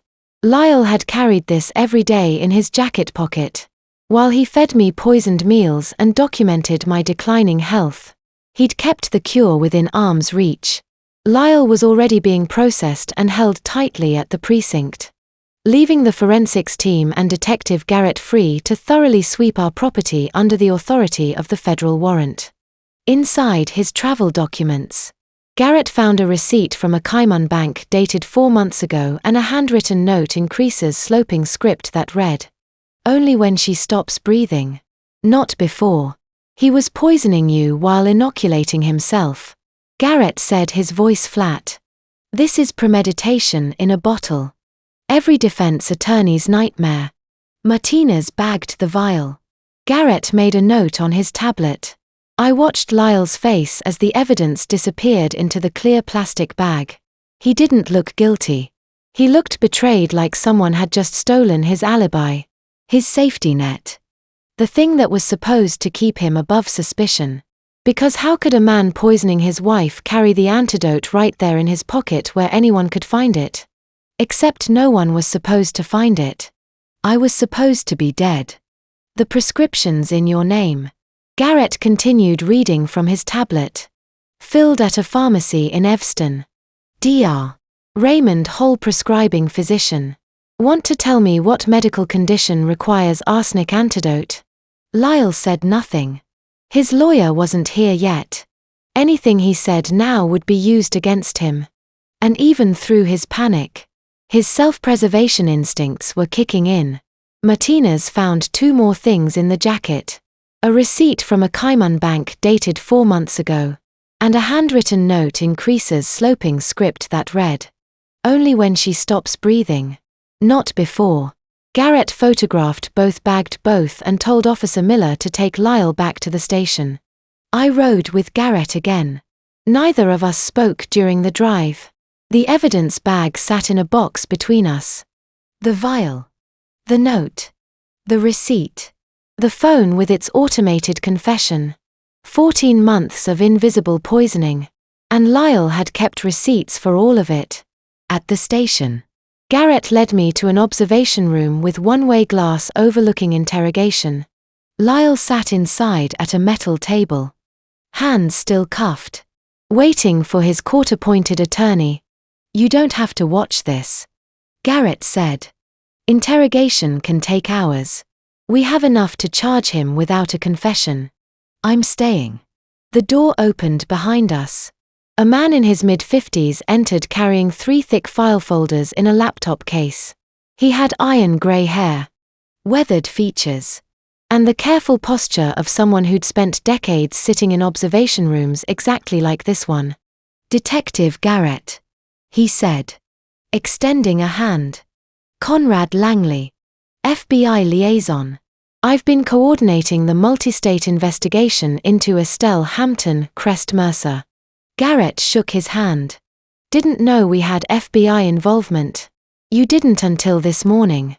Conrad set the folders on the observation room table and looked at me.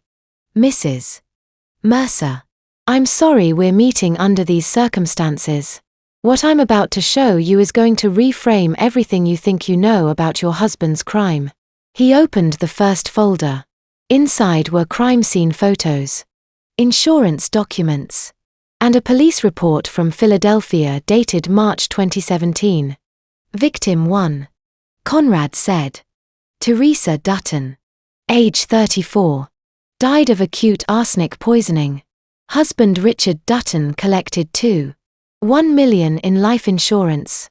Police investigated. Found nothing. Case closed as accidental contamination from old pipes in their rental property. He opened the second folder. More photos. More documents. This time from Atlanta. Victim 2. Marcus Webb's wife. You know the story. Creaser moved to Chicago after Marcus was arrested. That was 2021. He opened the third folder. My own face stared back at me from a hospital intake photo taken 4 months ago. Victim 3. You. Except you didn't die. I looked at the 3 folders laid out side by side. 3 women. 3 insurance policies. 3 husbands who'd fed them poison. Your mother-in-law has done this twice before. Conrad said. Different cities. Same pattern. Find a narcissistic man with gambling debt. Groom him. Plant the idea. Provide the method. Take a cut of the insurance. Lyle didn't come up with this plan. I said. The words felt strange in my mouth. She groomed him for 18 months. Conrad pulled up a spreadsheet on his laptop. We found the receipts. Every casino trip. Every late-night call. Every session where she convinced him this was his only way out. She built him into this. Garrett leaned over the laptop screen. How long have you been tracking her? Since the Marcus Webb case. His arrest triggered flags in our financial crimes unit. The life insurance payout structure matched the Dutton case. When Webb mentioned his mother-in-law suggested the plan. We started looking at Estelle Hampton's history. Conrad scrolled through the timeline. She changed her name 4 times. Moved cities after each case. Always targeted men with specific psychological profiles. Narcissistic. Financially desperate. Easily manipulated. I stared through the one-way glass at Lyle. How many times can you be both victim and villain in the same story? He'd poisoned me for 14 months. He'd stolen arsenic from Vernon's locker. Documented every symptom. Planned my suicide staging. And he'd done it all because his mother had spent 1.5 years convincing him it was the only solution. It didn't excuse anything. But it reframed everything. The men. I said. What happened to them? After Conrad's expression darkened. He slid a 4th file across the table. Unmarked. Philadelphia 2017. Our first case. Richard Dutton collected the insurance. Paid Creaser her cut. He opened the file. 6 months later. He committed suicide. Single gunshot. No note. Creaser inherited everything through a forged will. I almost felt sorry for Lyle when Garrett slid the bank statement across the table and his face went blank. Conrad had left the observation room to coordinate with Interpol on Creaser's extradition. I'd stayed watching through the one-way glass as Garrett prepared for the interrogation. Lyle sat alone at the metal table. Hands cuffed in front of him. Now staring at nothing. His lawyer had arrived 20 minutes ago. A tired-looking public defender named Morton, who'd spent most of that time reading the evidence summary with increasingly worried expressions. Garrett entered the interrogation room carrying a manila folder and a printed bank statement. He sat across from Lyle without preamble. Your mother emptied the account at 11 p.m. the night before we arrested you. Garrett said. $847,000 wired to an offshore Cascade were still tracing. Lyle's eyes dropped to the statement. I watched his face from behind the glass. Watched the exact moment the numbers registered. watched his expression flatten into something hollow. She was supposed to wait. Lyle said. His voice was barely audible through the speaker. We agreed after the insurance cleared. After your wife was dead and you'd collected the payout. Garrett finished. Then she'd take her cut and disappear. That was the plan. Lyle said nothing. Except she didn't wait. Garrett continued.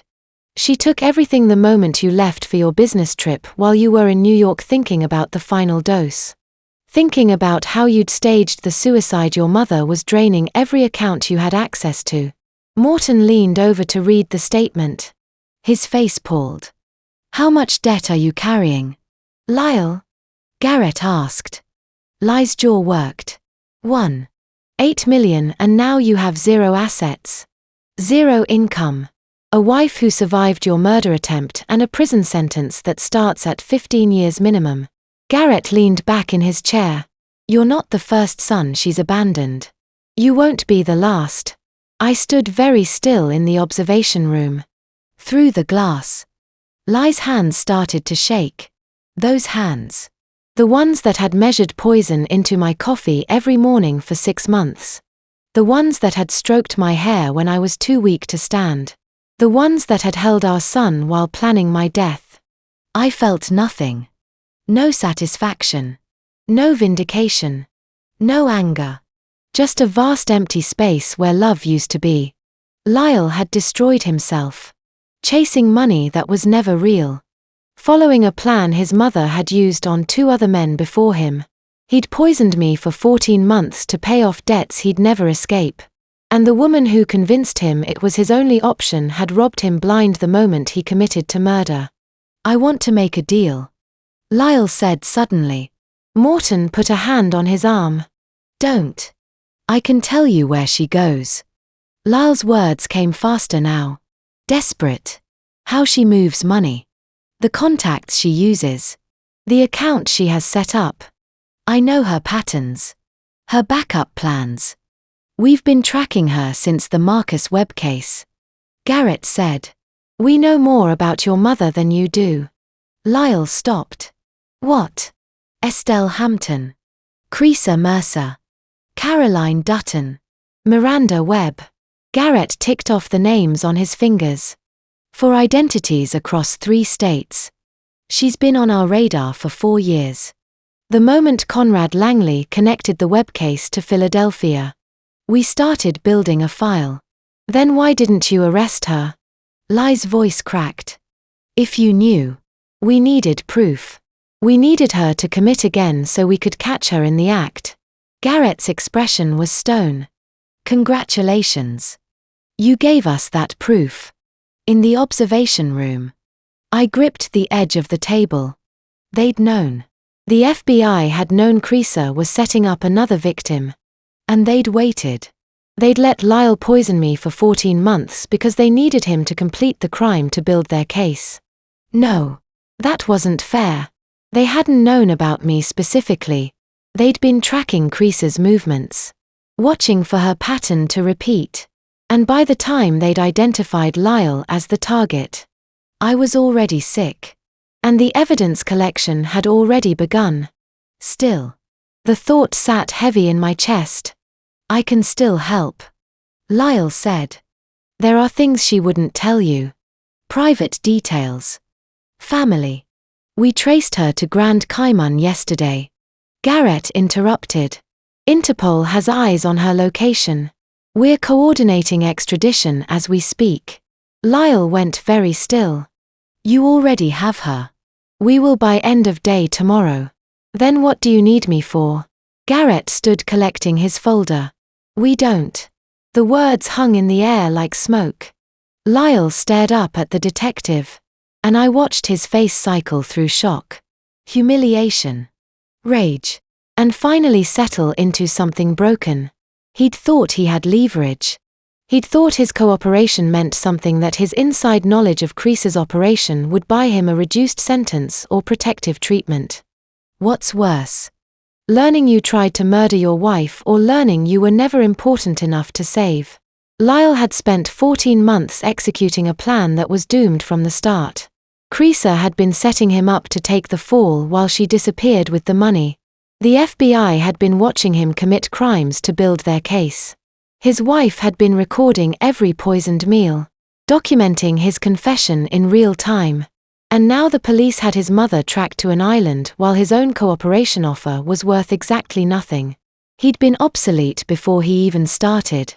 Garrett reached the door, then paused with his hand on the handle. "One more thing," he said, turning back. "The Philadelphia victim. Richard Dutton's suicide forensics just reopened the case. New evidence places Creaser in his house the night he died." Lyle looked up sharply. "She doesn't leave loose ends." "Lyle." Garrett tapped the folder against his palm. "You should request protective custody because once she's in custody and realizes you're the witness that connects all three cases, you become a problem she'll want to solve." He left. The door clicked shut. Lyle sat alone at the table with his lawyer staring at the bank statement that proved his mother had abandoned him and the sudden knowledge that he might not survive long enough to serve his sentence. "I found the zip bag myself. Wedged behind the balcony planter, where Lyle thought the February wind would blow it away. Garrett had driven me back to the house at 2 p.m. for the final evidence sweep. The forensics team was inside cataloging Lyle's office, searching for financial records that might connect to Creaser's offshore accounts. I'd walked out onto the balcony for air away from the methodical dismantling of my marriage and spotted the corner of clear plastic peeking out from behind the ceramic pot that held our dead tomato plant. I pulled it out. The bag was small, sandwiched with a white residue coating the bottom corner. "Detective," I called through the open door. Garrett came out, took one look at the bag, and pulled an evidence glove from his pocket. He held it up to the light. "This is your smoking gun," he said. "Original packaging. We can trace the purchase, match the residue to the arsenic, and your blood work prove chain of custody." I stared at the bag. Lyle had stood on this balcony. Our balcony where we'd had coffee on Sunday mornings, where Silas had planted seeds in little cups last spring and thrown away the evidence of my slow murder. He'd assumed the wind would carry it off, scatter it into some alley 3 stories down where it would never be found. He'd assumed wrong. The forensics team found more in his office. A hard drive hidden in a locked drawer contained offshore money transfer records dating back 18 months. Printed emails from Creaser carefully filed with a December 15th deadline circled in red pen. Garrett read one aloud in the living room while the team photographed the rest. December 15th, 2024. Policy converted to lower payout after that date. He looked up at me. "He needed you dead by Christmas. But I was still alive in January," I said. The pieces clicked into place. That's why he got more aggressive. The hair dryer. The staircase. You survived past his deadline. Garrett set the email down. That made you dangerous instead of just inconvenient. The longer you lived, the more desperate he became, and the more likely he was to make mistakes. I walked to the window. Outside, Chicago was gray and cold. The same view I'd looked at every day for 6 years. The same buildings. The same street. The same sky. But I was seeing it differently now. I'd survived past Lyle's deadline. I'd lived long enough to become dangerous. The zip bag still smelled faintly metallic when they bagged it. I'd held it in my bare hand without fear the poison couldn't hurt me anymore. The worst had already happened. I'd ingested it for 14 months. Felt it destroy my body cell by cell. Watched my hair fall out. And my skin turn grey. A bag with residue was nothing. Just evidence. Just proof. The forensics team finished at 3:45. Garrett shook my hand at the door. "We have everything we need," he said. "The DA will file formal charges tomorrow with the physical evidence, the recordings, and the confession message. This is as solid as cases get." "What about Creaser?" "Conrad's coordinating with Interpol. She fled to Belize. No extradition treaty with the US. It's going to be complicated. He left. The door clicked shut. I stood alone in the apartment. 12 years of marriage surrounded me. The couch we'd picked out together when we first moved in. The bookshelf I'd assembled while Lyle was at work. Proud of doing it myself. The framed photographs on the wall. Our wedding. Silas's first birthday. A trip to Michigan, where we'd rented a cabin and pretended we were happy. The apartment was a crime scene now. A museum. A graveyard. Everything but a home. I pulled out my phone and called my mother. "Are you okay?" Margaret asked immediately. "I saw the news. They're saying it's true." I said all of it. "Lyle's been arrested. Creaser will be soon." Silence on the other end. "Then what do you need?" "I need you to help me pack tonight. We're leaving." "Leaving where?" "Right here in Chicago. Every bit of it." I glanced around the living room. "I can't stay in this apartment anymore. I can't raise Silas in the same place where his father almost destroyed my life." "What about your things?" Margaret's voice was careful. "Your books. The furniture. The artwork. It's all evidence now." I walked to the Vermeer reproduction I'd restored 3 years ago. The girl with the pearl earring I'd spent months repairing after water damage. I'd been so proud of that restoration. Now I couldn't stand to look at it. Even if it wasn't. "I don't want anything that remembers him." "Where will you go?" I thought about Silas's drawing. The stick figure behind bars on one side. The woman and child in sunlight on the other. Somewhere Silas can draw pictures in sunlight. I said. Margaret was quiet for a moment. "Then I'll be there in an hour. Pack light. We'll buy what you need when we get there." "Get where?" "I have a friend in Portland. She has a guest house. No one knows about it. We can stay there until you figure out what's next." I hung up and walked through the apartment one last time. The bedroom where Lyle had held me while I cried from pain he'd caused. The kitchen where he'd made poisoned coffee every morning. The nursery where Silas had slept while his father planned his mother's death in the next room. I packed a single suitcase. Clothes for me and Silas. Our toothbrushes. The recording device with its backup drive. Silas's drawing of our future. Nothing else. Margaret arrived at 5:30. We loaded the car in silence. She didn't ask questions. She just helped me carry the one suitcase down 3 flights of stairs and put it in her trunk next to Silas's car seat. I locked the apartment door for the last time at 6 p.m. 12 years of marriage left behind without looking back. My phone buzzed as I reached the stairwell. Conrad Langley. I answered. "Hello. Mrs. Mercer. We have Creaser in custody in Grand Cayman. Interpol picked her up 2 hours ago." Relief flooded through me. "That's thank you. There's something else." Conrad's voice was careful. "She's asking to speak to you directly from custody." The hallway suddenly felt cold. "Why would she want to talk to me?" "I don't know," Conrad said. "But I thought you should be the one to decide whether to take the call." I felt nothing as the defense attorney called me a vindictive wife who had entrapped a vulnerable man. 4 months had passed since Conrad's call about Creaser. I declined to speak with her from custody. Whatever she wanted to say could wait for trial. In the month since I'd relocated to Portland with Silas and my mother started therapy. Watched my hair grow back. The arsenic was gone from my system. The tremors had stopped. I could walk upstairs without losing my breath. Now I sat in Cook County Criminal Courthouse on a June morning listening to Lyle's court-appointed defender argue that his client had been manipulated into attempted murder by a serial predator. My client was groomed by his own mother. The defense attorney said. A thin man in his 40s named Russell Kemp, who'd drawn the short straw of defending an unwinnable case. Creaser Hampton spent 18 months convincing a debt-ridden, psychologically vulnerable man that murder was his only escape.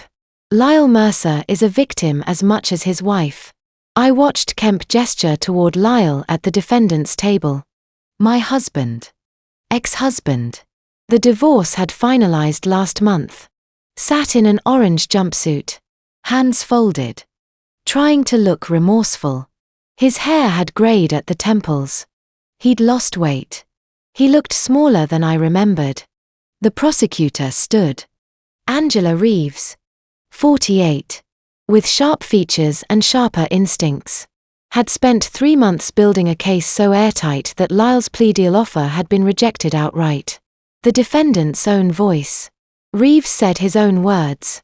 14 months of premeditated cruelty. The court should listen. She pressed play on the courtroom speaker system. The compilation was 30 minutes long. Breyer's technical expert had edited together the most damning segments from 14 months of recordings. Lyle gaslighting me about imaginary symptoms. Lyle dismissing the arsenic test as a false positive. Lyle telling me everyone would be better off if I just disappeared. His voice filled the courtroom. Calm and methodical and cruel. The arsenic test was a false positive. His recorded voice said, "You're imagining symptoms again. You're always imagining things." I'd heard these recordings dozens of times during case preparation. They didn't affect me anymore. The courtroom speaker crackled with static between segments. And I noticed my hands resting steady in my lap. No trembling. No racing pulse. Just clinical detachment. Silas sat beside me. 11 years old now. Wearing the navy blue shirt my mother had picked out this morning. He'd asked why we were going to see Daddy. And I'd told him the truth. Daddy had done something very bad. And today the judge would decide his punishment. Silas had nodded seriously and asked if we could get ice cream after. The recording played for the full 30 minutes.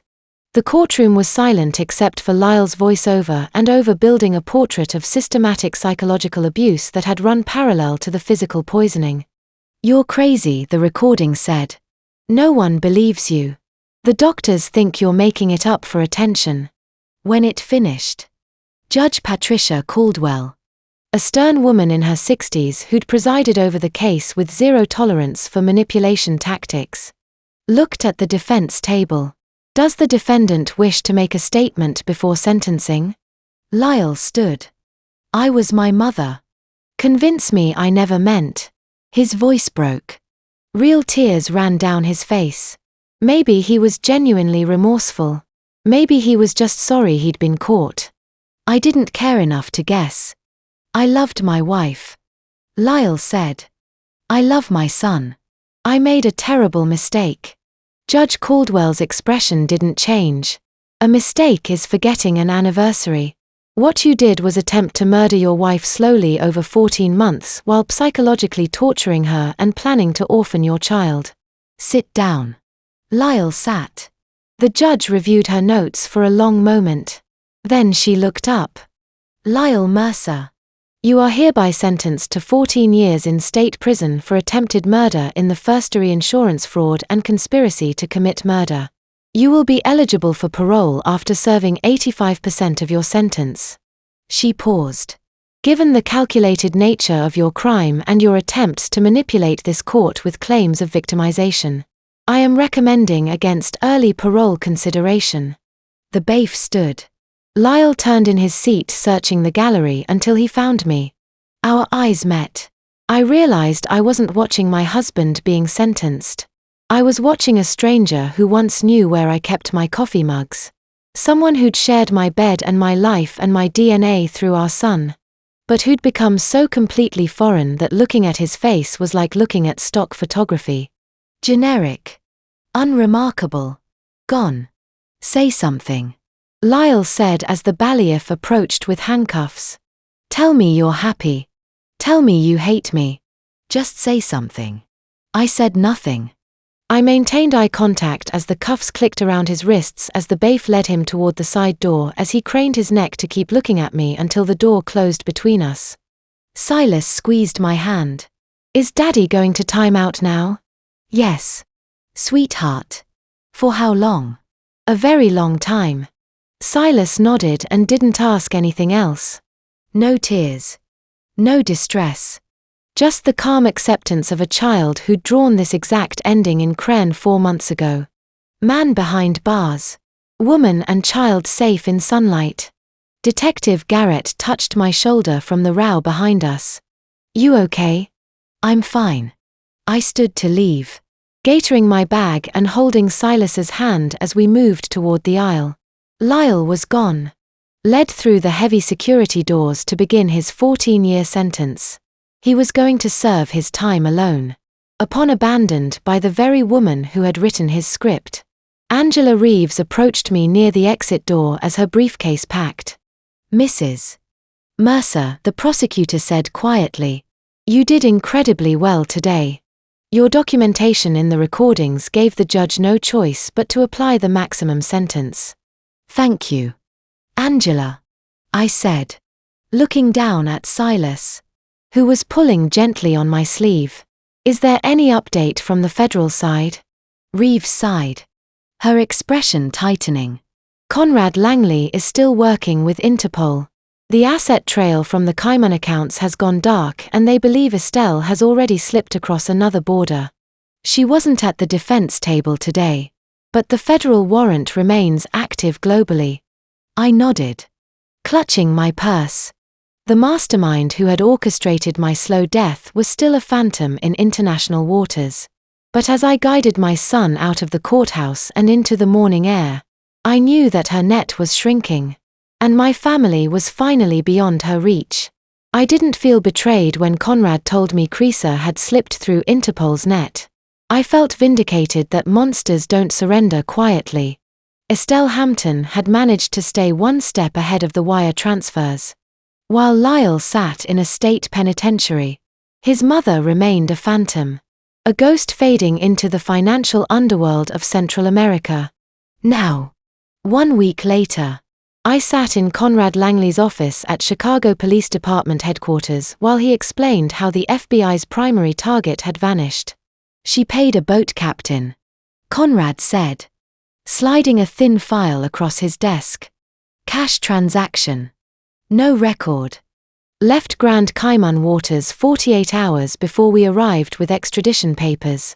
By the time Interpol realized she was gone, the trail was cold. I opened the file. Inside was a surveillance photo from a Grand Cayman marina timestamp 3 days before her scheduled transport. A woman in a wide-brimmed hat and sunglasses boarding a private vessel. You couldn't see her face clearly, but the posture was unmistakable. How long until you find her? I asked. Interpol has her flagged at every border crossing, every airport, every port of entry between here and South America. Conrad leaned back in his chair.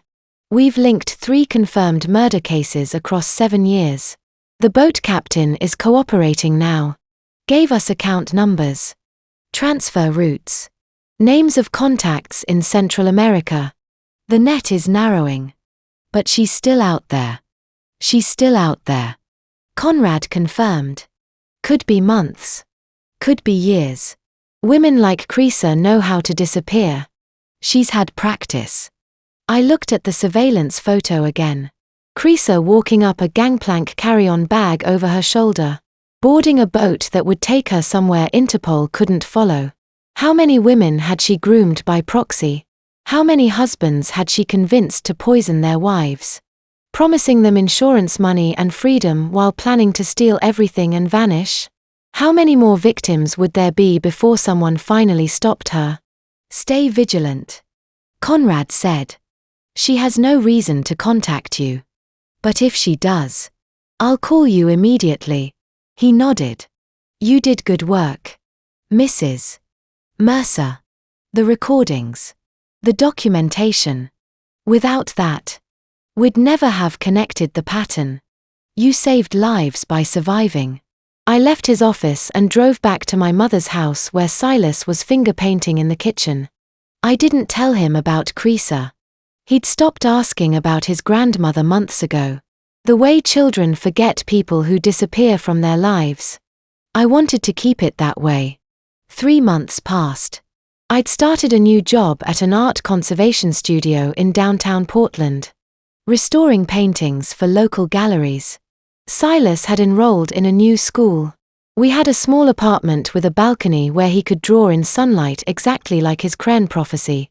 My hair had grown back completely. The tremors were gone. I could walk upstairs, carry groceries, live without checking every meal for metallic taste. Then in September, my phone buzzed with a text from an unknown number. I know you won't forgive me, but I'm still Silas's father. Sign the appeal documents, please. I was sick. I can change. Lyle. I stared at the message for a long moment. Lyle wasn't supposed to have phone access. His contact restriction order prohibited any communication with me outside of court-supervised proceedings. Someone had smuggled a phone into the prison, or he'd convinced another inmate to send this on his behalf. I reread the message once before taking action. I was sick. I can change. The same manipulation. The same tactics. The same belief that the right words would make me forget 14 months of poison and gaslighting. I noticed I felt nothing reading his plea. Not anger. Not satisfaction. Just the quiet relief of closing a file that should have been sealed months ago. I took a screenshot of the message. I opened my email and found the warden's contact information from the court documents. Warden Douglas Mitchell. Illinois Department of Corrections. Stateville Maximum Security. I attached the screenshot and typed inmate 847291, C. Lyle Mercer violated contact restriction order. Smuggled communication attempt attached. Please investigate. The reply came within an hour. Violation confirmed. Inmate 847291, C has been written up for unauthorized communication and use of contraband device. Good behavior review postponed 24 months. Thank you for reporting. I read the email twice. 24 months. 2 additional years before Lyle would be eligible for early parole consideration. His desperate attempt to manipulate me into helping him had just extended his minimum sentence from 12 years to 14. I deleted his message. Then I deleted the warden's confirmation email. Lyle's name left my thoughts for the last time filed away in a place I would never need to access again. 6 months later, a postcard arrived at my apartment. The front showed a beach in Bai's turquoise water and white sand. I flipped it over. Conrad's handwriting spotted in San Pedro. Surveillance attached. Check your email. I opened my laptop. The email contained a single surveillance photo timestamped 2 days ago. A woman in her 60s with dyed blonde hair sitting at an outdoor cafe.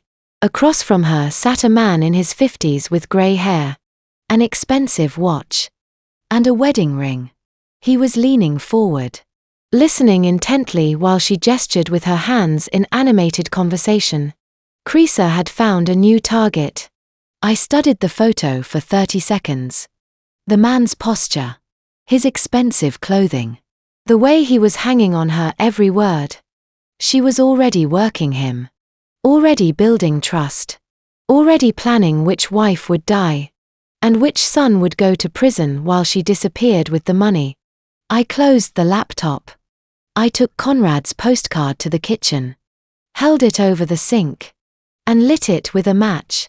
The cardboard caught quickly curling and blackening as the beach scene disappeared into ash. I washed the remains down the drain. That was someone else's fight now. I had a life to build. A son to raise. A future that had nothing to do with poison or betrayal. Or women who taught their sons to murder. Creaser Hampton could run forever. She could groom a dozen more men. Orchestrate a dozen more murders. Interpol would catch her eventually, or they wouldn't. Either way, I was done. The divorce papers sat unsigned on Carol Brennan's desk for exactly 4 minutes before I picked up the pen. Not hesitation. Just presence. I wanted to feel the weight of the moment. The formal end of something that had tried to end me first. Full custody granted. Carol said. 0 contact rights. The appeal was denied Monday. The audio evidence alone made it irrefutable. I signed. Steady hand. Clean signature. Nothing like the trembling handwriting on the emergency room forms 18 months ago. Outside November had turned Chicago the color of ash. I drove north without looking back. 2 months later. Sagatuck. A January morning sharp enough to cut. Lake Michigan wore its winter face. Peter water white sky waves that moved like slow breathing. Our cottage sat 3 blocks from the shore. Small and bright. Smelling of cedar and salt. I was in the kitchen when Silas came downstairs. He was taller now. Quieter in a different way than before. Not the silence of a child carrying something too heavy, but the quiet of someone learning to simply exist without bracing for what comes next. I poured macadamia milk into his cup. White. Pale in the winter light. He stopped at the counter's edge. Didn't reach for it. You watched me pour it. I said softly. Same hands. Same kitchen. Silas looked at the cup for a long moment.